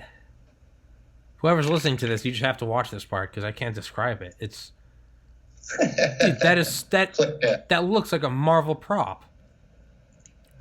That's insane. Thanks, man. Thanks. No, dude. Fucking thank you for showing me. It's Jesus, dude. It's this. So this was all the electronics was like. This was the easy part for me. This was the part that I never. That's the part that seems to hang a lot of people up. So that was a question. A lot of people on Instagram sent me. They were like, "Hey, because I posted just asking like, hey, I'm going to do a podcast, and I could be a little more in depth with maybe some answers on some shit." But I already covered. People know what material to use. That's an easy answer. Processes, blah blah blah. Make you a suit? No. Where did I learn all this? So what a lot of people struggle with is like the programming, the electronics. The big thing is the faceplate. Like having an iron. Like you need the faceplate to open and close. That's part of the suit. And people use Arduinos, programming Arduinos, mm-hmm. like Raspberry Pis and shit. Yeah. I haven't used the same. Okay. That's the big thing. Like they're like, oh, what are you using? C#? Are you using Arduinos? Are you using Raspberry Pis? What's your code? I don't know how to use Arduinos, and I've already learned so much else to build this. I don't have time. Yeah. I don't. Yeah. I'll learn them one day. I'll upgrade the suit one day, but right now I'm very, very skilled in 12-volt DC car electronics. Okay. All the lights in glove are from osmium.com. It's a car electronics and home lighting website. That's where I learned. So that's what I'm going with. I'm going with relay systems. I'm going with direct 12-volt DC. The lights in the palms are 12-volt LEDs that go in your little map lights in your car. Yeah. So that's what I'm bringing to this. And from what I can tell, I'm the first person to do that. Everybody programs. There's tons of other people doing 3D printed Iron Man suits. That's fine. I'm the first one doing this all analog. No programming. Just circuitry. And to me, that's easier because it's less bugs. I don't have to debug a code. I'm limited on certain things. Like I can't get the mask to close real slow and then the eyes to fade on real slow. But if you watch the movie, that never happens. No, yeah. So I don't like people doing it. Yeah. Exactly. People are like, oh man, they'll have this the sequence. The mask comes down and then the eyes flicker and glow on. I'm like, it never happened. That's never happened. That maybe happens in like a slam on. Yeah, that maybe happens on like a trailer, like a teaser, like. But that doesn't happen in the movie. Like Tony's just ready to rock. It doesn't. Yeah. He'll be talking, and a missile will come out of his face, and then slam on. Yeah, go. Everything is. That's it. When he's in the helicopter and he's puts his finger in the thing, or what is it? When is it black? Yeah, he's just down. Or it's like what is it? When he gets attacked, is it Black Panther that attacks, or is it when Bucky attacks and he's just got the glove and he fires? But it's never. It's all right there. It's relatively slow, like in like the first movie when they're showing you the first sequences. Right, the real the 360 panning, and you see it all coming together. But it's, That's so fucking badass. So that's the glove. What, you have both hands? I have the full suit. Well, you said the full suit wasn't finished, so now I don't know what's real and what's not. I don't know. I don't know if I can trust you anymore. I don't know if I can trust you anymore, Frank. So what part have you? I have the full suit printed and done. And it's being painted and fitted right now. Okay. So I have all the pieces printed. So. Fuck yeah. Here, we'll do this. Jesus Christ. Can you put the helmet on too? I don't actually have a finished helmet. It's not painted yet. Dude, you've got a goddamn Iron Man suit. So, that's the arm you probably saw. Yeah. Jesus, dude. That's so bad. And it's not that uncomfortable either. No, that's the thing. It doesn't look like. Yeah, it doesn't look like some like cheap like clamp on shit. Like it yeah. God, that's so cool. Oh wait, hold on. I'm missing like the crucial piece here. I think. All right, so one thing I've been fighting is gaps. If you hit Google and you Google Iron Man cosplay, you'll see a lot of suits. They have big gaps. You can see the person underneath it. Yeah, so I would imagine what you just wear like an Under Armour suit or something. You got to have some. You can even see that in some of it. And okay, at a quick glance, the average Joe isn't going to notice it. I can't not see it. Yeah, you can see their thighs. You can see their arms. You can see their neck. You can see a lot of them. And it's like it takes away from the whole thing. One piece of cosplay that you shouldn't be able to see under, it's an Iron Man armor. Yeah. Because it's armor. Yeah. It's supposed to be a full suit. Yeah. So I've done a lot of work, like closing gaps, so you can't see that. Yeah. Now, getting the elbow up and move. Now, are you going to be able to fix even the little parts that you can see? Are you going to be able to put something under that, or? So there's a plate. I haven't finished it yet.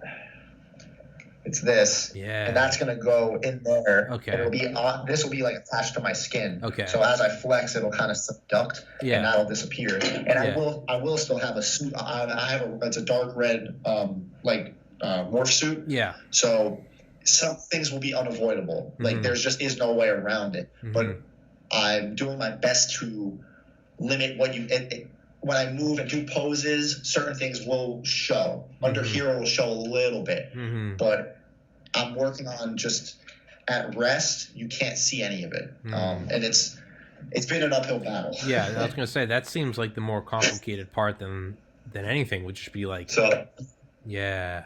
This is the whole... Fuck yeah. That's so cool, dude. That's so cool. You made an Iron Man suit. Like, you legitimately made an Iron Man suit. Like, no bullshit. Like, you made an Iron Man suit. Plastic. Fuck that. It's iron. Don't break my illusion.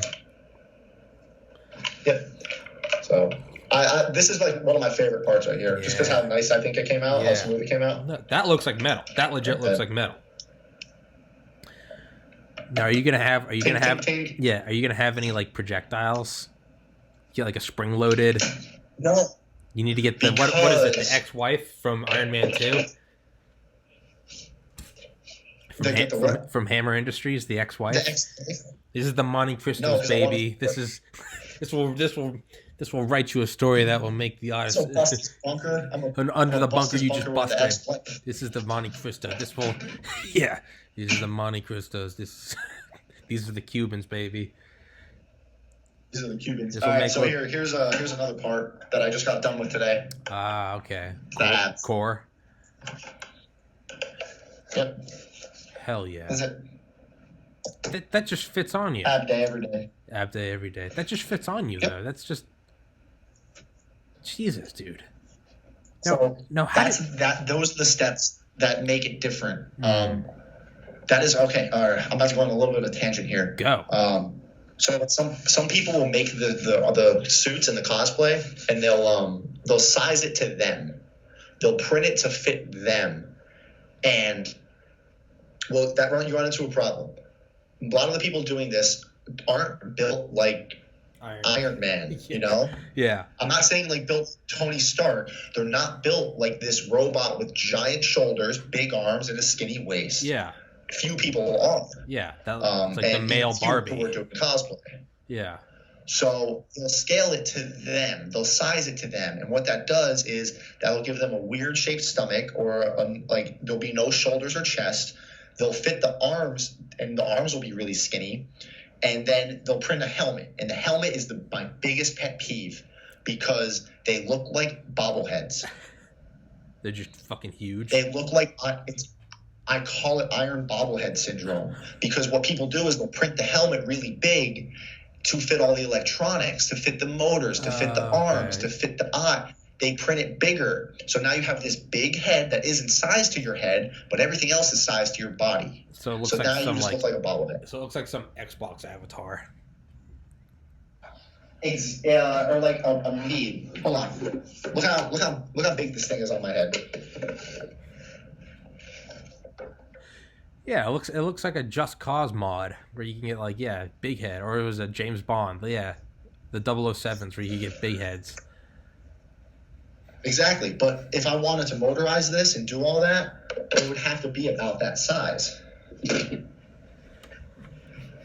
I've gone through 7 helmets, just sizing to get one just big enough for me to put the electronics in, but no bigger. And I've had to come up with a lot of my own little hinges and systems to do that because I don't want that. I don't want that bobblehead effect. It just ruins it. You know, it's you're supposed to be a big body and like a nice fit head. So this is the best one I've gotten so far, and this is held on with magnets. So this just goes on. Fuck yes, dude. You're Iron Man. That's so badass, dude. But that looks perfect. That's not bobblehead. That legit looks like a lean, mean Iron Man, like ready to fuck shit up. Dude, I'm watching Iron Man tonight. You've got me so fucking jacked up. I'm gonna download Iron Man. You can see how close it is to my whole face. Yeah. No, dude, it's like, please excuse my lack of comments. I'm just kind of in awe. I'm staring at it. I'm just. So this one, I printed this too small. There's no room for anything in this except my head. Okay. This is the smallest it could be and still fit me. Okay. So if I now I know if I scale this up just a little bit, I can get the electronics in it. Okay. Right now I can get LED eyes. That's easy. Okay. But the faceplate won't automatically. That's it. Jesus. And it stays together. This was a test. I got the magnets. A buddy, Eric, from Instagram, recommended them. They're magnets from a jewelry store. They're used on purses, women's purses. Mm-hmm. Okay. Yeah. And they're self-aligning, so they always go back to where they want to go. That's brilliant. And yep, I'm using it for the abs. I'm using it for different parts of the armor to keep it lined up. Yeah. Yeah, and again, that's shit that no one would think about unless you fuck around and do trial and error. That's what you're not going to get from tutorials. That's what we talked about earlier. I've gone through buckles. I've gone through buckles and straps. I've gone through elastic bands. I've gone through making my own little brackets to now magnets to getting, because the arm just sits on my arm. The arm just sits there. That's fine. The legs sit there. The thighs are on suspenders, so my chest holds them up. But getting here to line up, because I have the back and then I have the front, and getting it to line up and not be funky has been kicking my ass, but I need to do it because it bugs me. And magnets are the answer to that because it keeps everything perfect, lined up straight. Yeah. And since I made this helmet too small, I'm like, you know what? Let me throw those magnets in there and see if they work. And they work. And so you used the magnets in the helmet because you couldn't fit clamps in there and shit. Exactly. I couldn't fit the clamps. I couldn't fit the motors. So that helmet. I'm probably still going to finish it, and I'm going to use it as a photo shoot piece. Because no matter what, that helmet will always be smaller than So this is the helmet that's going to go with the suit. This is the actual. I'm still working on it. Helmet. Dude, that just looks like that looks like an awesome like antagonist Iron Man, just like matte black. Yeah, right. Like, yeah, it's almost some like Black Panther Iron Man shit. There was one point where everything on the suit was painted white. It was primed white, everything, and I have pictures of it, and it looks cool as hell. That's badass, dude. I'm a sucker for white NECA, white armors and stuff. Yeah. So when it was in that phase, everybody was like, dude, that looks awesome. Like, you should keep it like that. And I'm like, I want to, but I want the real suit. Like, I gotta finish it, you know? Yeah, that one would look like a badass, like, space-worthy Iron Man. You know, like so this is a lunar Iron Man. These are the old abs. The old design abs. Okay. As opposed to one. And it's all white. And it looks pretty cool. Yeah, it still looks fun. Yeah, man. So, shout out Skype for dropping the call. But we'll blame internet and Skype and a couple people. Yeah. We will remain unnamed. They know who they are. But we're back to we got Iron Man here. We got Tony Stark. So of course we're gonna figure it out. Yeah. So what do you do to make that look like the helmet? Do you gotta paint it? What do you gotta do first? That's so cool. Goddamn Iron. Holy shit. You're Iron Man. This is Iron Man 2020. So what are the steps you got to do to make that the helmet? You got to buff? What do you got to do? You got to paint, prime? Walk me through it.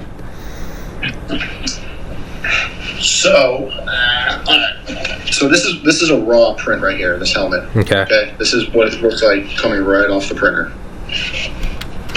And let's see, I'll pull a little piece off. Stop it. It's a little hard to see now with the iPhone camera, but you can see it's a little ribbed. Yes. Like there's ridges. There's a little bit of lines. You know, there's the bottom looks a little weird and funky. So. Now, I could have printed this in all red, and I could have printed this in, like, a gold, and it would have looked, you would have been like, oh, that's, an Iron Man helmet, that's fine. But the next step from here is sanding it. Okay. And what a lot of people do is, and this is one of the taboos that was in the hobby, right?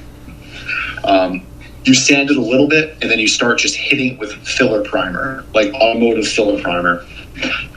Okay.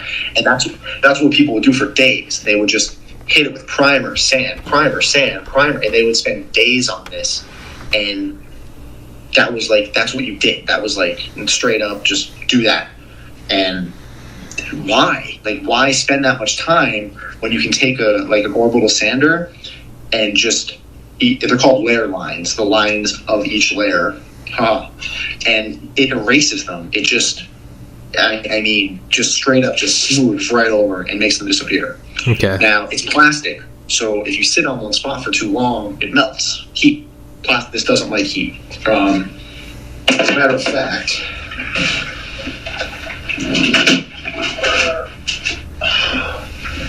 this is a piece of that plastic. Okay. This is like a leftover scrap from another print. And if you apply a little bit of heat to it for too long, it falls apart. It melts. Apply it longer and it'll just stay deformed. But you can use this to your advantage. You know how you said the abs fit me really nicely? Uh-huh. I used the heat gun to reshape the plastic. Oh, shit. Okay. So again, back to just bullshitting and fucking up. Like, you don't learn that in a tutorial. You gotta you gotta get your hands dirty. You gotta fuck around. Exactly. Now, wait, what is it? Here, we'll do, that's a good piece. We'll do this. So this is perfectly flat right now, right? And it's solid, right? So what I can do is just you run a lighter. You gotta, I'm being a little less careful right now because I don't care about this part. Mm-hmm. And then it just folded. It just from its own weight. Now I can put it. I'm putting it on the corner of my desk and making like an edge. Mm-hmm.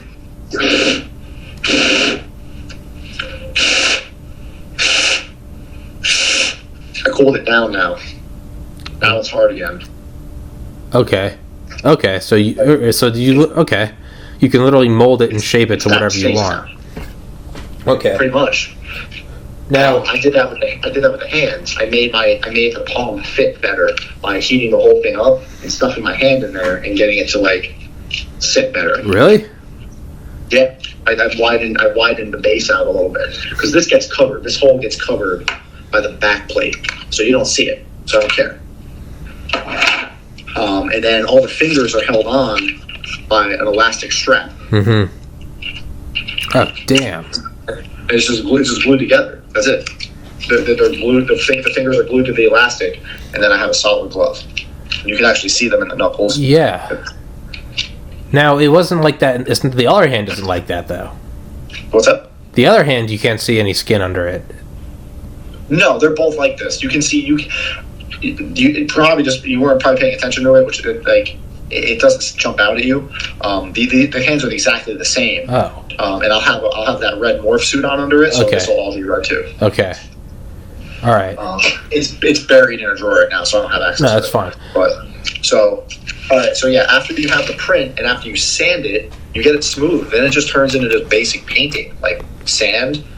So I don't use filler primer. It's expensive, it's messy, and I don't need to use it. So I'll just, I'll take the piece. I wish I had something that I had just only sanded and not painted. Which I don't. I don't have anything that's in that. I don't have anything that's in that stage. That that's weird fine. stage. And then you start painting it. Like I'll hit it with a little bit of primer just to see where the imperfections are. Are there holes I need to fill? Are there gaps? Do I need to sand that part a little bit better? And then once you're there, you start painting. You spray paint it. You get the color you want. You wet sand it. You clear coat it. You buff it. Like over here, I have Meguiar's car wax and polish, and that's what I use. Like when it's all done, like this is wax, like the same wax that's on a car. You can actually see it better in the FaceTime video. Yeah. I think you can see yourself. Put your hand up. Yeah. Yeah. You can. You legitimately can. Yeah. Okay. What's the order of let's go back to elementary school math. What's the order of operations for you get the thing finished? What do you? I don't know anything about any of this. So what did you buff it, prime it, paint it, sing it a song? I don't know. Like what is the step? What are the steps? Or are they all different?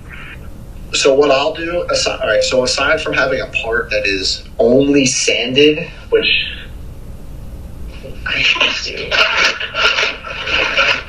I really don't. Okay, cool. So there's that, and then that's. So the next steps for this helmet, the one that like is magnetized. Mm-hmm. So I'm gonna sand this, and then once it's sanded and flat, I'm gonna prime it. Like these abs are just primed. Okay. I just got done with them today, and I might be able to get the right angle, but there's a line right down the center of them. That's where I glued them together. Okay. So I can see a ridge. This is printed in 4 pieces. I cut it here and across. Okay. And then glued it all together. Okay. And then I started sanding it down, trying to fill it in with wood filler or Bondo, whatever you want to use, and you just start doing that. You rinse and repeat. So now with the primer, now I can see better because it was black. I can see where all the imperfections are a lot better. But I'm pretty happy with this. I'm going to fill in a little bit more on the inside, the center. Mm-hmm. But if I'll drive, I have to call it at some point. At some point, I have to say it's good enough because I have bad OCD with this.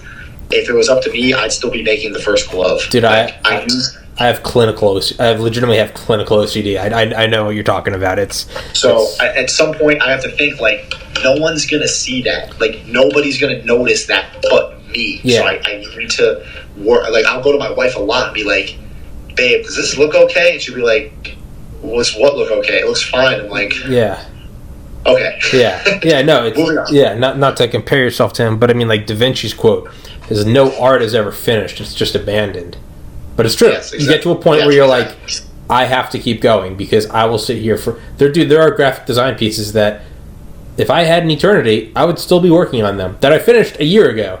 I would still be, because you can never. They're never. It's not. You're not making a sandwich. There is no definitive end. It's just like, at a quick glance, does anything look wrong with this? No, it looks fucking amazing. I could spend an hour picking this thing apart. This is trash. And I'm sure you could. Exactly. That's how I am with my designs. Yeah. So it's sanded, right? You primed it. You're happy with the primer stage, and this relates to car body work and automotive work. Your finished product. It doesn't matter how good your clear coat is. It doesn't matter how good your paint is. If your prime and prep stage isn't good, you're done. Mm-hmm. That's it. You wasted all that time. If you think, there's a little imperfection during the prime stage, that'll get covered up, you're wrong. That's not how that works at all. Why is that? It shows through because your primer is going to be your thickest application. Your base coats and your color are thin. Any imperfections are going to come. They're going to build up and come right through. Mm-hmm. Okay. So that's why. I'm still going to sit here. I'm probably just going to fill a little bit more in the center just to get rid of that line. But up here, my arms are going to cover all this. It's on my side. Again, I'll spend too long trying to fix it. Yeah. But this is what you're going to see. Yes. This is what I want to take time on. Yes. So there's a little bit more to do here. Once I'm done with that, the ab part, there's a lot of different color in it, kind of like the chest, the shoulders. There's gold, red, and gray. So I have to figure out what color is the least. Because, I don't have it in here. This will do. No, actually, I have this one. The helmet. Mm-hmm. Logically, what color should I probably paint first? Which, because I don't want to waste tape. So if I had painted all the red first, I would then need to cover up all the red to paint the gray. Okay. That's a lot. Okay. Reverse that. So what I did is I just painted the gray. I just literally just spray painted. I didn't tape anything off. I just just free willy-nilly hit it with gray where I needed to. And then you can cover it and precision. Exactly. It. Okay. Cover the smaller parts with frog tape, which is amazing stuff. Mm-hmm. Oh my god! Shout out frog tape. Yeah, sponsor me, please. Shout out frog tape. Yeah, sponsor Frank. So then I covered up the gray part and just was able to bomb the whole thing red. Okay. So I got to figure out where is it actually.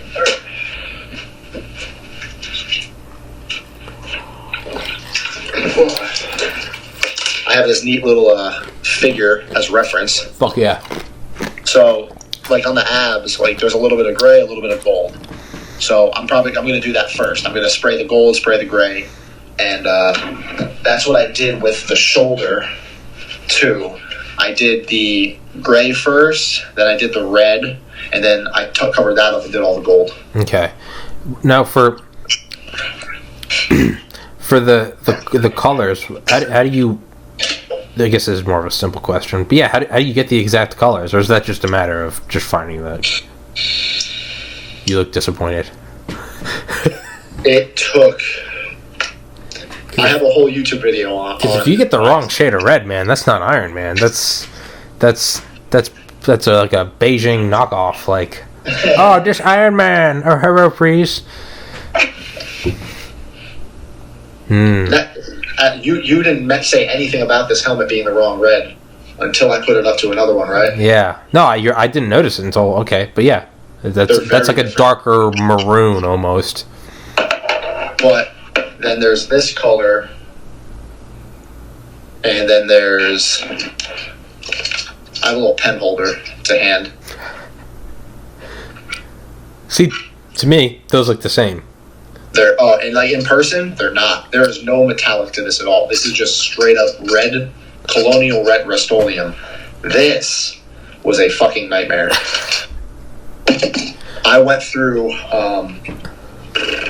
16 or 17 different reds. Jesus. Trying to get this perfect red.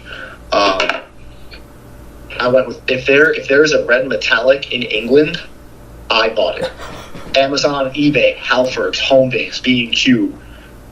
I bought it. And what you do is I have it here, don't I? Yeah, I do. Spoons. That's the trick. Oh, paint the spoon. You get plastic spoons, you sand them, you paint them. Okay. They're a very good analog for the plastic. Well, I was gonna say because it's gotta look different on. You look at the can versus like what's it gonna look like on the. The can tells you nothing. Okay. And then you have to think what color do you prime it, or what's your base coat? What color is the primer? So you do a lot of testing. And I went through dozens of spoons, and you lay them out. You just do a lot of trial and error. You clear coat it. You check durability. Can you sand it? Can you buff it? If you bend it, will it just will it flake off immediately? Yeah, where you start to get like spider web type things. Like... Exactly. So I thought I had the right red. I had a nice metallic red that I liked, and I painted basically the whole arm red. And then I went to clear coat it, and I clear coated it, and the clear coat dried, and then I taped off the red to do the gold. Did some of the gold. The second I took the tape off, all the red came off with it. Oh, Jesus. All of it. Ruined it. The clear coat didn't mix well with the paint. And that's a lot of trial and error stuff. Different brands, different chemicals. There's a lot of... it's literally just figuring it out sometimes. Yeah. You can read the can, you can read online, but sometimes paints just don't react well. Different colors. I had a gold. I don't know if you can see it behind me. It might be... There's that helmet right. In the container? Or that helmet. Yep. So that was the colors I thought I was going to go with. I liked the red, I liked the gold. But then I tested them with clear coat, and they both failed. The gold, it was for indoor use only. So what that means is it's for decoration. It has clear coat built into it, which means you can't put clear coat over it, or it ruins it. Trial and error. So I did a lot of tests like that. I took some extra parts, and I used 4 different golds, and then I sanded half of them, and then I clear coated all of them, and then I put tape on them, and I pulled the tape off real quick. Some of them, everything came off. The gold that you see on this, perfect. It's durable. My buddy asked me, he's like, have you done any durability tests? And I'm like, on accident, yeah. Anger tests. Wow. The parts are going to get hit. Yeah, they're going to rub. They're going to touch. It's unavoidable. I could try all day to get a perfect, clean, durable suit. It's not going to happen. I'm going to have to accept that there's going to be dings and dents that are going to happen. When I tested, when I started testing this arm, this bicep. Yeah, you can see that flaky gold. It peeled off right there because the shoulder hit it. But you know what? I think it kind of looks like a little bit of like weathered. I think it kind of looks like fucking endgame battle. Yeah, it looks. Yeah, like so. There's little chips, and I'm starting to become a little more okay with them. Not everything's perfect. It looks like metal chipping. It looks like metal. I was gonna say it looks a little more real. It's like whenever I'd make like fake album covers on Photoshop, I finally started to like get to a good point because I'd start putting like fake wear on it, and it really makes the whole thing pop. Like there's a little bit of discoloration on the front of like the shoulder plate. And I think I'm gonna be okay with it. No, it looks good. It legitimately looks good. It's not even. I don't think it's even like a. I don't think it's even a compromise. I think it looks good. I think if you just played it off, it actually looked like you intended to do that. You could play off some genius. Yeah. So I think I'm going to weather it just a little bit. It's called oil wash, and what it does is you basically wash all the parts with a very diluted black paint. Okay. And all the paint seeps into all the lines and all the cracks of the piece, and then you wipe everything away, and it leaves a little bit of like an oily stain, like a grime almost. Exactly, like it's worn. Yeah, I'm not doing like battle damage. Yeah, I put too much work into this to start dragging a soldering iron across it. Yeah. There's going to be chips, like even like I think right there, the red started to come off a little bit. Mm-hmm. So I'm okay with it. Yeah, I'm becoming okay with it. Yeah. No, it's the OCD battle. Yeah, but because if you don't become okay with that, you're gonna become fixed on that, and that's gonna take away time from perfecting much more glare. Like if you showed me a little piece, I might say there's nothing wrong with that until you point it out. Versus like you just looking at me weird. Versus you that all that time obsessing on one little piece that could then lead to something like a huge oversight, like like having the bobblehead helmet and being like, oh, like, yeah. But yeah, dude, it's what? So what? No, you. No, I'm just talking. It's So how I don't know anything about priming and painting. So like, how does that affect? Is that like a thing you have to take into consideration? Are there different kind? Like, how is the paint gonna sit on this thing or that thing? Yeah, absolutely.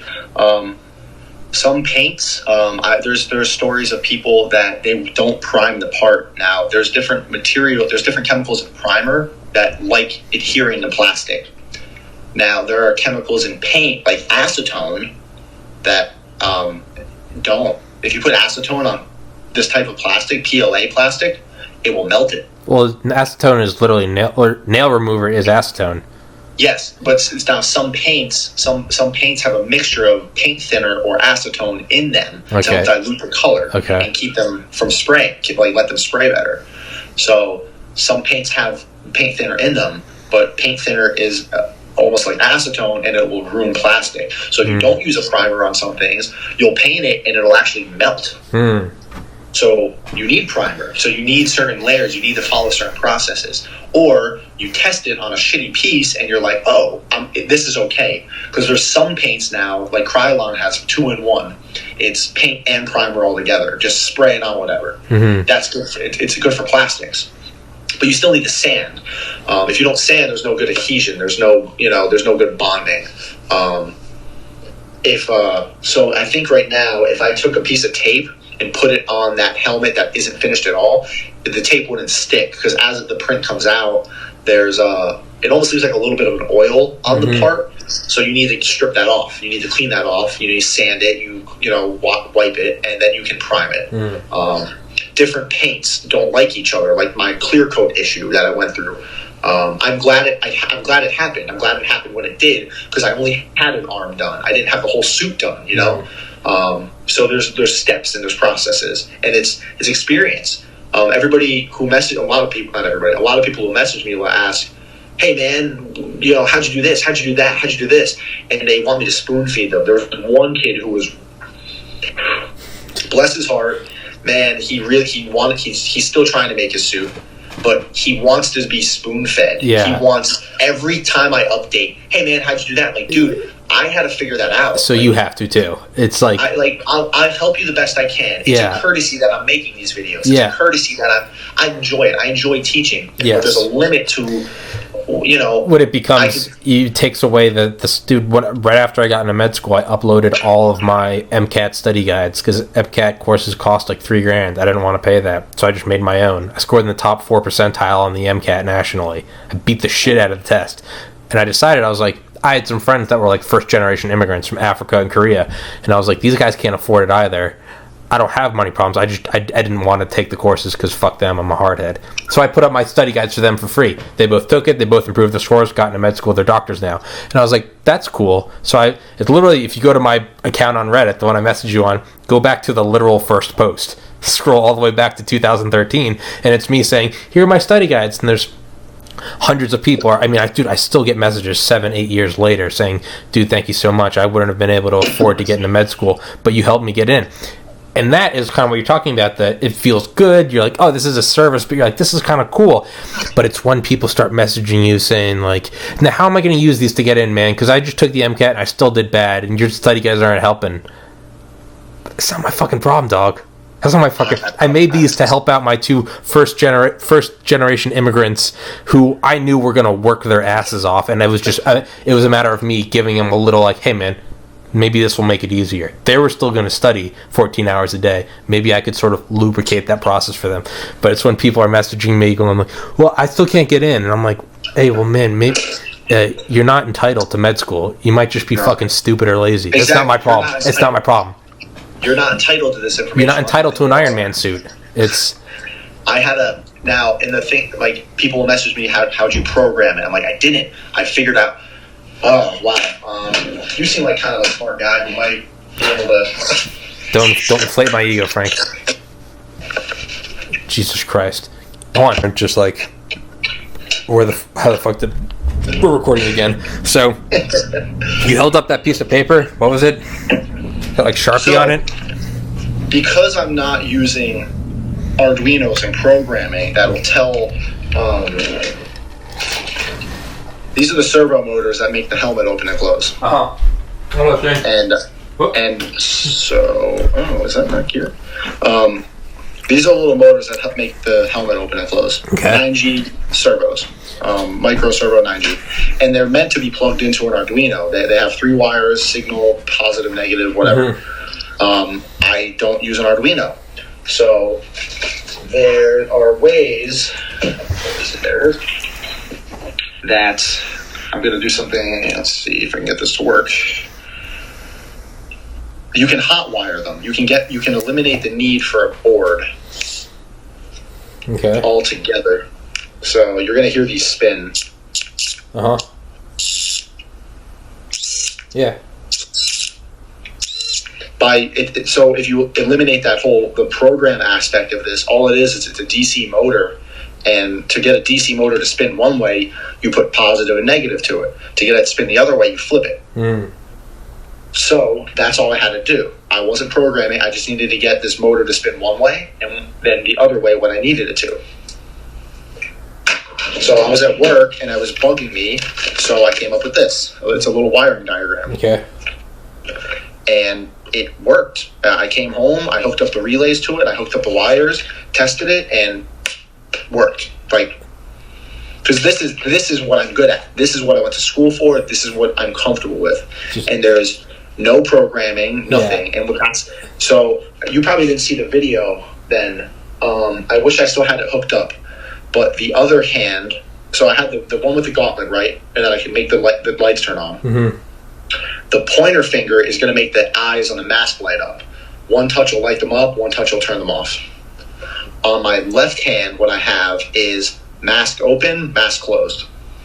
Okay. Now, how is the other hand, when you're doing light up, turn off, is that also going to illuminate all the... Are you going to... Is that going to be, like, paired? Because that one illuminates the hand, correct? All the infinity stones. It'll only turn them on when I'm touching my fingers together in snap. Okay. That's how I want it. Well, I thought you were going to... And is it going to be different fingers for the mask? Or for the lights? So, it's a 2-step for the lights. I unfortunately... This is what my test helmet... This is a helmet I use for all, like, the testing tech I do. I burnt the LED eyes out. I put 12 volt to them, and I shouldn't have, and it roasted the LEDs. Oops. But, so... I'll send you the video so you can see it. But what I have it do right now is both masks. When it closes, the eyes come on automatically. Okay. They close on. And there's just a little switch on the side that makes it do that. But that's cool for effect. But then if the mask is closed, it's hard to walk around and see. Yeah, with the lights on. But I don't want to have to walk around with the mask open all the time. Because I want to be able to walk around in full effect, as Iron Man. Mask down. I can see through those LED eyes, just not that good. Mm-hmm. That whatever I'm looking at needs to be brighter. Mm-hmm. So what I needed to find a way to have the eyes open and turn on and off when I open and close to give that cool effect of like slam on. But then by touching my finger, it'll be this finger. The aisles will come off, and that's with something called a flip flop relay. Mm-hmm. And it basically it switches. If there's two polarities kind of sitting there. So when I pulse it, it'll complete the circuit. Pulse it again, it'll break the circuit. Pulse it again, it'll complete. So, and it remembers where it was, and that's all I'm doing. Mm-hmm. On, off, on, off. Mm-hmm. So if I touch it on, they stay on, and then the mask can open and close. Okay. And so there's a thought there, okay. You know. This for the snap, all I'm doing is completing a DC circuit. That's it. Okay. No circuit. Let go. Okay. All right. That's it. Okay. It's simple. Okay. For the eyes, though, or for the motor, I had to be a little more creative because you need to flip the polarity on the motor, which gets a little more complicated. But I use two automotive relays. Like, once you understand how an automotive relay works, it is just like they're auto relays. Mm-hmm. I use them in cars. And this is the circuit system I wired up. It's just disassembled right now. And that's what it does. Like, I can actually kind of explain what the hell's going on. No, please do. So it's harder on the space time. So you have the battery right there. Okay. And then there's the hand with the fingers. Okay. So there's a 12-volt wire going to the thumb, and that's where all the power is coming from. Okay. That's it. So when my thumb touches the pointer finger, it goes through here and it closes this relay. And what that does is that it changes one side of the motor to positive 12 volt, and then the other side of the motor, because of this relay, stays at negative. It stays at ground. So then the motor can spin. Now, if I touch the other finger and I'm not touching the first finger, this first relay goes back to negative, and now the other one goes to positive. So it's just flipping them back and forth, whichever finger I'm touching. Because when no fingers are touching, everything's at ground. Everything's at negative. Mm-hmm. So it works. It works perfectly. And then what I also did is I added in to the fingers, to the wires coming out of the fingers, are limiter switches. Because now, with no programming, I can't tell the motor when to stop spinning. Okay. The only way the motor stops spinning is if I let my finger go. Okay. And there's going to be... there's a limitation to that, and that's my own reaction time. If I don't stop in time, I'll start to burn the motor out. Okay. Makes sense? Yeah, right? Yes. So I added two limiter switches in the top and bottom of the mask. So when the mask closes, that limiter switch cuts the circuit completely. Okay. So no matter, even if my fingers are touching, it won't work. Burn out. Okay. But it will only not work in the closed direction. The open direction still works. So it all came together perfectly. So the motor can only go as far until it hits this limiter switch, and then that circuit dies, and then vice versa. Okay. Now, are you gonna put like Jarvis in there? No. Welcome to Comic-Con, Frank. Wonderful day, sir. Are you gonna bring around a green shake? Oh, like from Iron Man 2? Yeah, the toxicity. No, because I'm trying to stay actually pretty canon with this. Okay. If I wanted to be canon, by Endgame, the Mark 85, the suit I'm making, he fixed that problem. Yeah, And it wasn't Jarvis; it was Friday. You're right. Just wasn't Vision. Friday was now Vision. Well, morphed to become Vision, and pretty much, and then got fucked by Thanos. But are you ever gonna make Ultron or Iron Patriot or War Machine, or is that just so much work? I've never seen anybody make an Ultron cosplay. Actually, that'd be pretty cool. Well, I've never seen a War Machine. I've seen there's tons of War Machines. Right. Yeah, the War Machine ones are pretty cool, especially the one from Endgame. I have the file for that, like the full suit file. I could print that. It would just take, oh my god, way longer than this ever took. Really? So printing hours, I'm about 1,100 hours into the project of printing. That's about 45 days if you want to do the math. Yeah. But it's fire and forget. Yeah. Like, get the print going, make sure it's going to survive, like keep an eye on it for a few minutes, and then you leave, you go to work. That's why I have that camera. That's what this is like. Right before we started the podcast, when I texted you, I was like, give me a second, let me just, because I equalize all the audio so it sounds like we're in the same room, and then that takes like 2 hours, and then like I gotta just gotta upload it. The uploading takes like 6 hours because it's just uploading internet is much slower than downloading. But it just I never knew this. I guess it's two completely different, I guess, pipelines, if you will. It does not affect my internet. Like Skyping, it does not affect mine at all if I'm uploading. So I was like, well, shit, it takes 6 hours to upload. So yeah, fire and forget. I was like, Frank, let me just upload this and then we can, yeah. Jesus, dude. This is a very big helmet, but hold on. Hold that thought. So do you ever, when no one's home, do you ever just walk around in the full Iron Man? Oh, do shit. I ever what? Was that closing? Holy fuck, dude. Yeah. So the motors on this one are also spent because I did so much testing on it. It doesn't open properly anymore. The motors are stripped out because I didn't have that limiter switch installed. So they're not strong enough to lift the mask open now.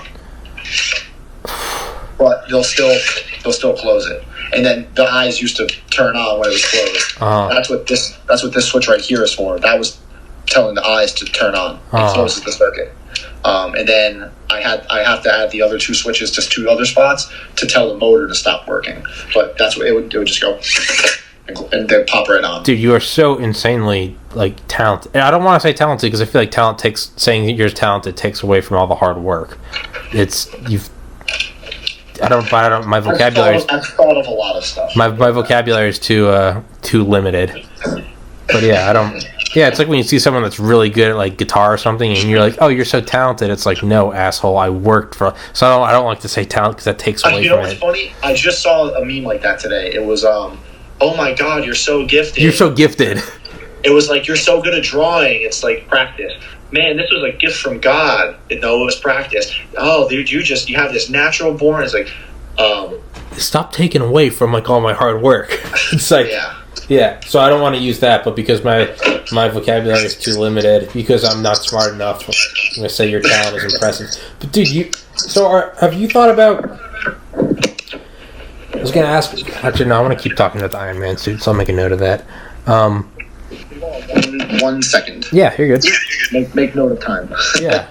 Do you need me to pause it? No. Let's see.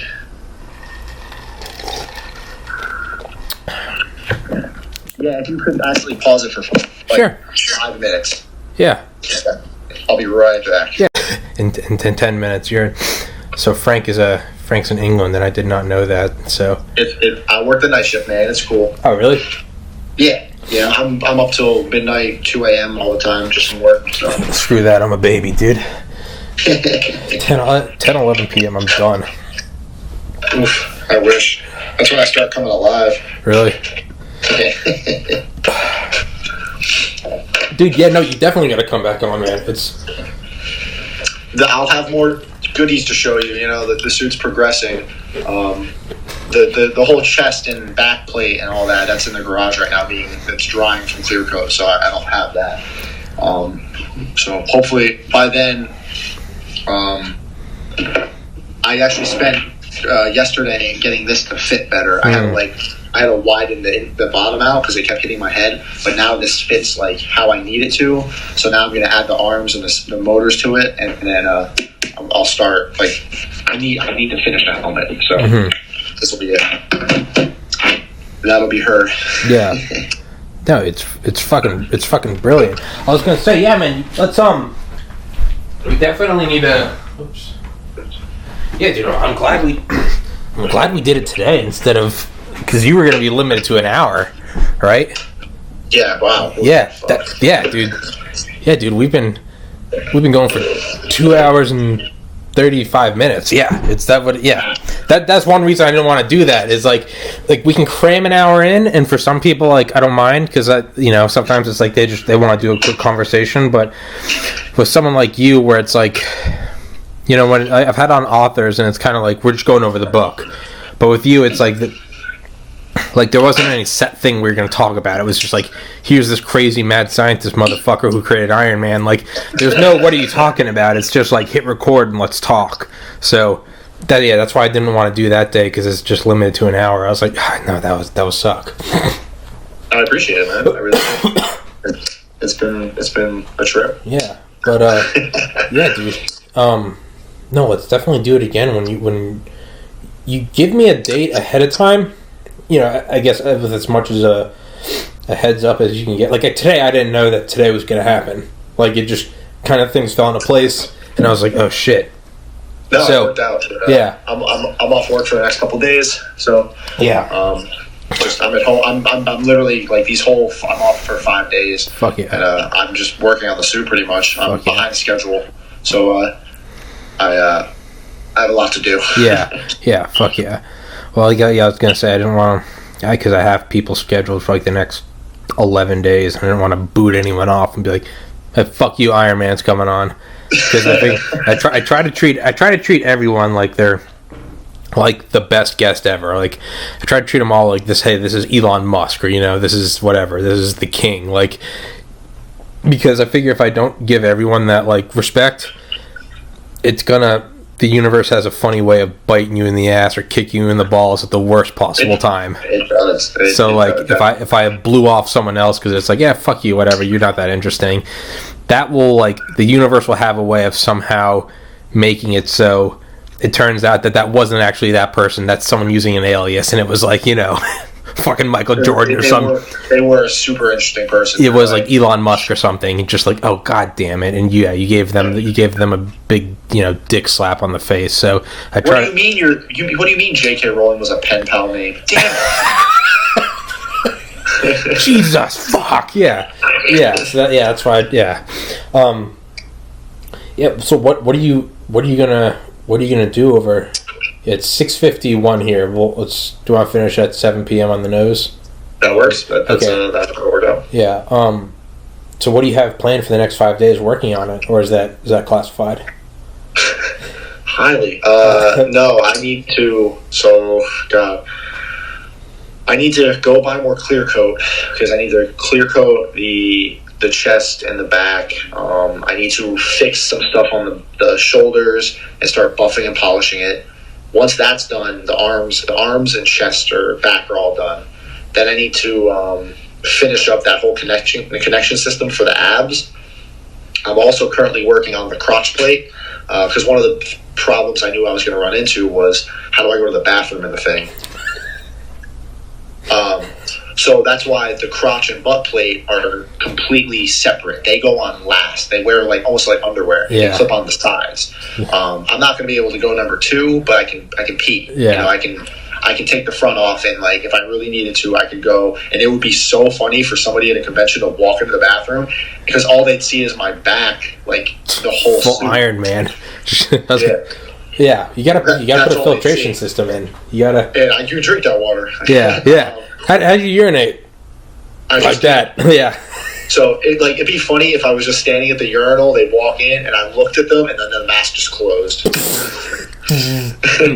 You didn't see this, yeah. You didn't see shit. Yeah.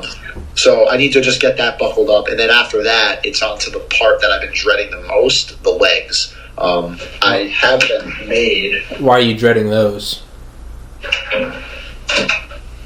Because they're very hard to line up.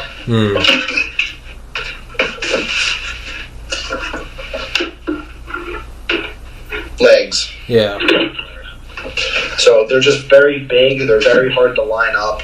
I have to do a lot of trimming. The suit wasn't designed, the model, it wasn't really designed for anybody with any type of muscle. And I have really big thighs. I run, jump, gymnastics, karate. I have large thighs. Whoever the suit was modeled for, it was like a 6-foot dude. Skinny legs, because my legs barely fit in these. And I'm not 6 foot. So I had to do a lot of trimming and heat adjustments.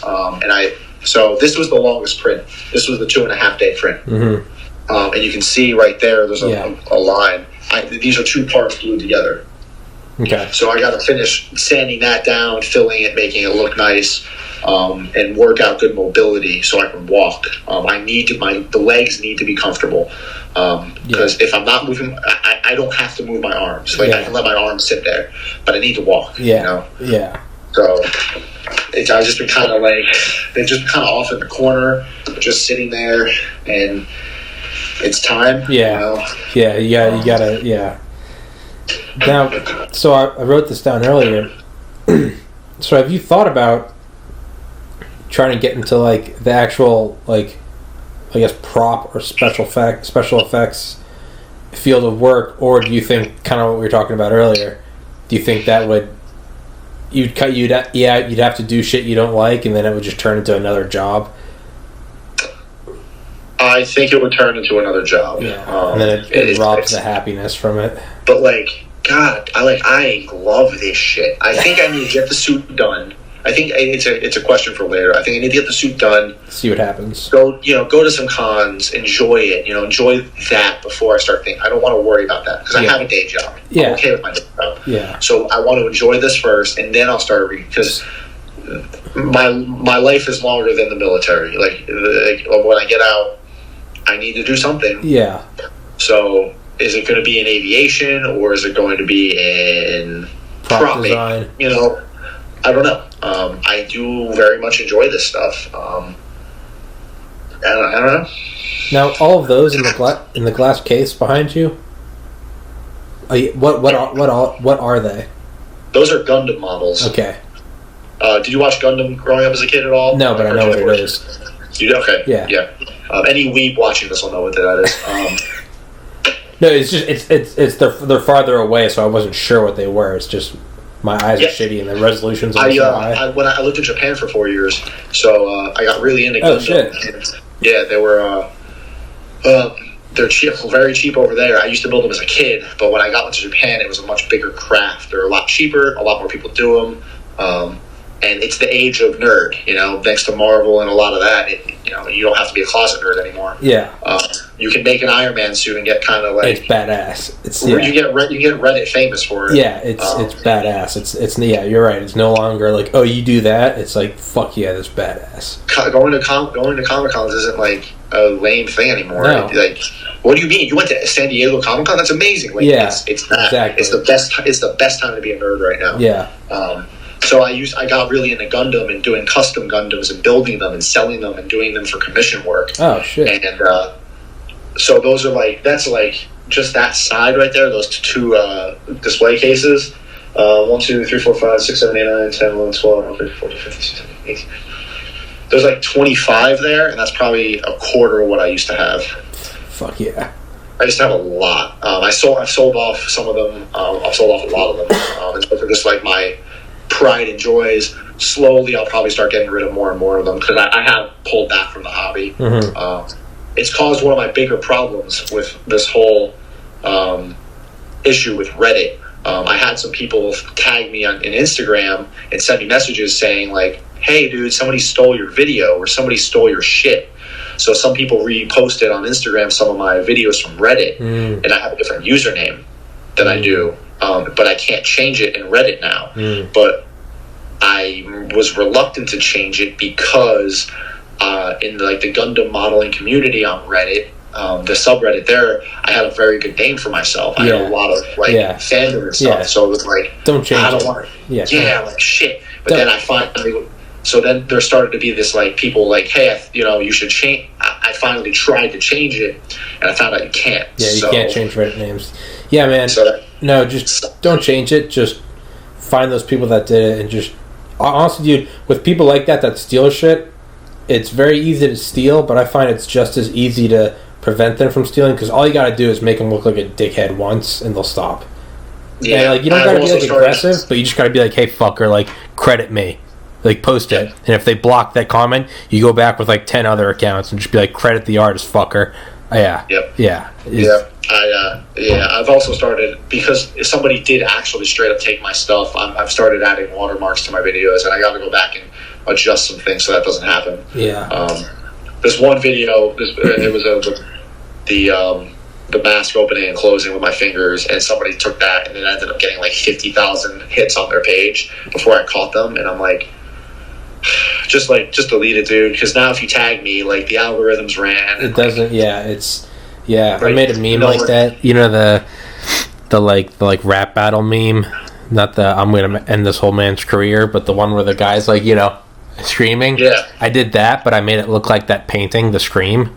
and it's just that guy. And I made that on Reddit like a year ago, and it was like pretty well received. And then I saw it like 6 months later, literally at like number, it was like pinned at the top of dank memes. And I was like, I literally got on there with like 4 accounts, and I was like just belligerent. I was like, you motherfucker, like, and it's. Yeah, it's whatever, man. Yeah, sometimes you just gotta box people, man. Yeah, you just gotta hit them. Yeah, I did. Yeah. And then eventually they're like, "Oh yeah, credit to the thing." You're like, "Fuck you, dude. Fuck you. Go drink bleach. Fuck you." Yeah, yeah. But yeah, man. Well, shit. We literally just clicked 7. All right, man. Dude, thank you so much for doing it. Thank you for giving me your evening. Thank you for having me. Dude, fuck that, man. It was a fucking pleasure talking to you. It's, like I said, it's difficult to talk to some people. I could keep going for 10 hours, dude. Me too. Dude, please come back on. I will. Obviously, will. You have my number. Let's figure it out. Just play it by ear. It's no rush. But dude, please, this is your podcast. Walk on whenever you want, man. You're fucking Iron Man. You're enjoyable to talk to. You're intelligent. You're funny. You're a fucking good guest. You're not. I've had some guests that will not be coming back, but no, dude. You're more than welcome to come back anytime you want. You're goddamn Iron Man. It's fuck yeah, dude. Yeah. No copyright intended. Marvel, hire Frank. Frog Tape, sponsor Frank. Yeah, right. That's all I got. Yeah. Thank you, man. I appreciate it. And yeah, we'll be in touch, dude. Definitely let me know when the video's up. And yeah, it'll take like 2 hours to get all the audio correct. And this was a long podcast, relatively. 2 hours, 50 minutes. It'll probably take most of the night to upload, so I'm not even going to stay up for it. I'm just going to hit upload. It'll be up tomorrow morning. By the time I'm up tomorrow. So I'll send the link to you as soon as I get it. And all right. If you want, on Reddit or text me links to like your Instagram or whatever, AMA, whatever, just a couple primary links, and I'll put that in the description, and I'll pin that as the top comment. Okay. Cool. Fuck yeah, man. Thank you so much for doing it. Thank you for having me, dude. You have a good night. Yeah, thank you. You too, buddy. Peace.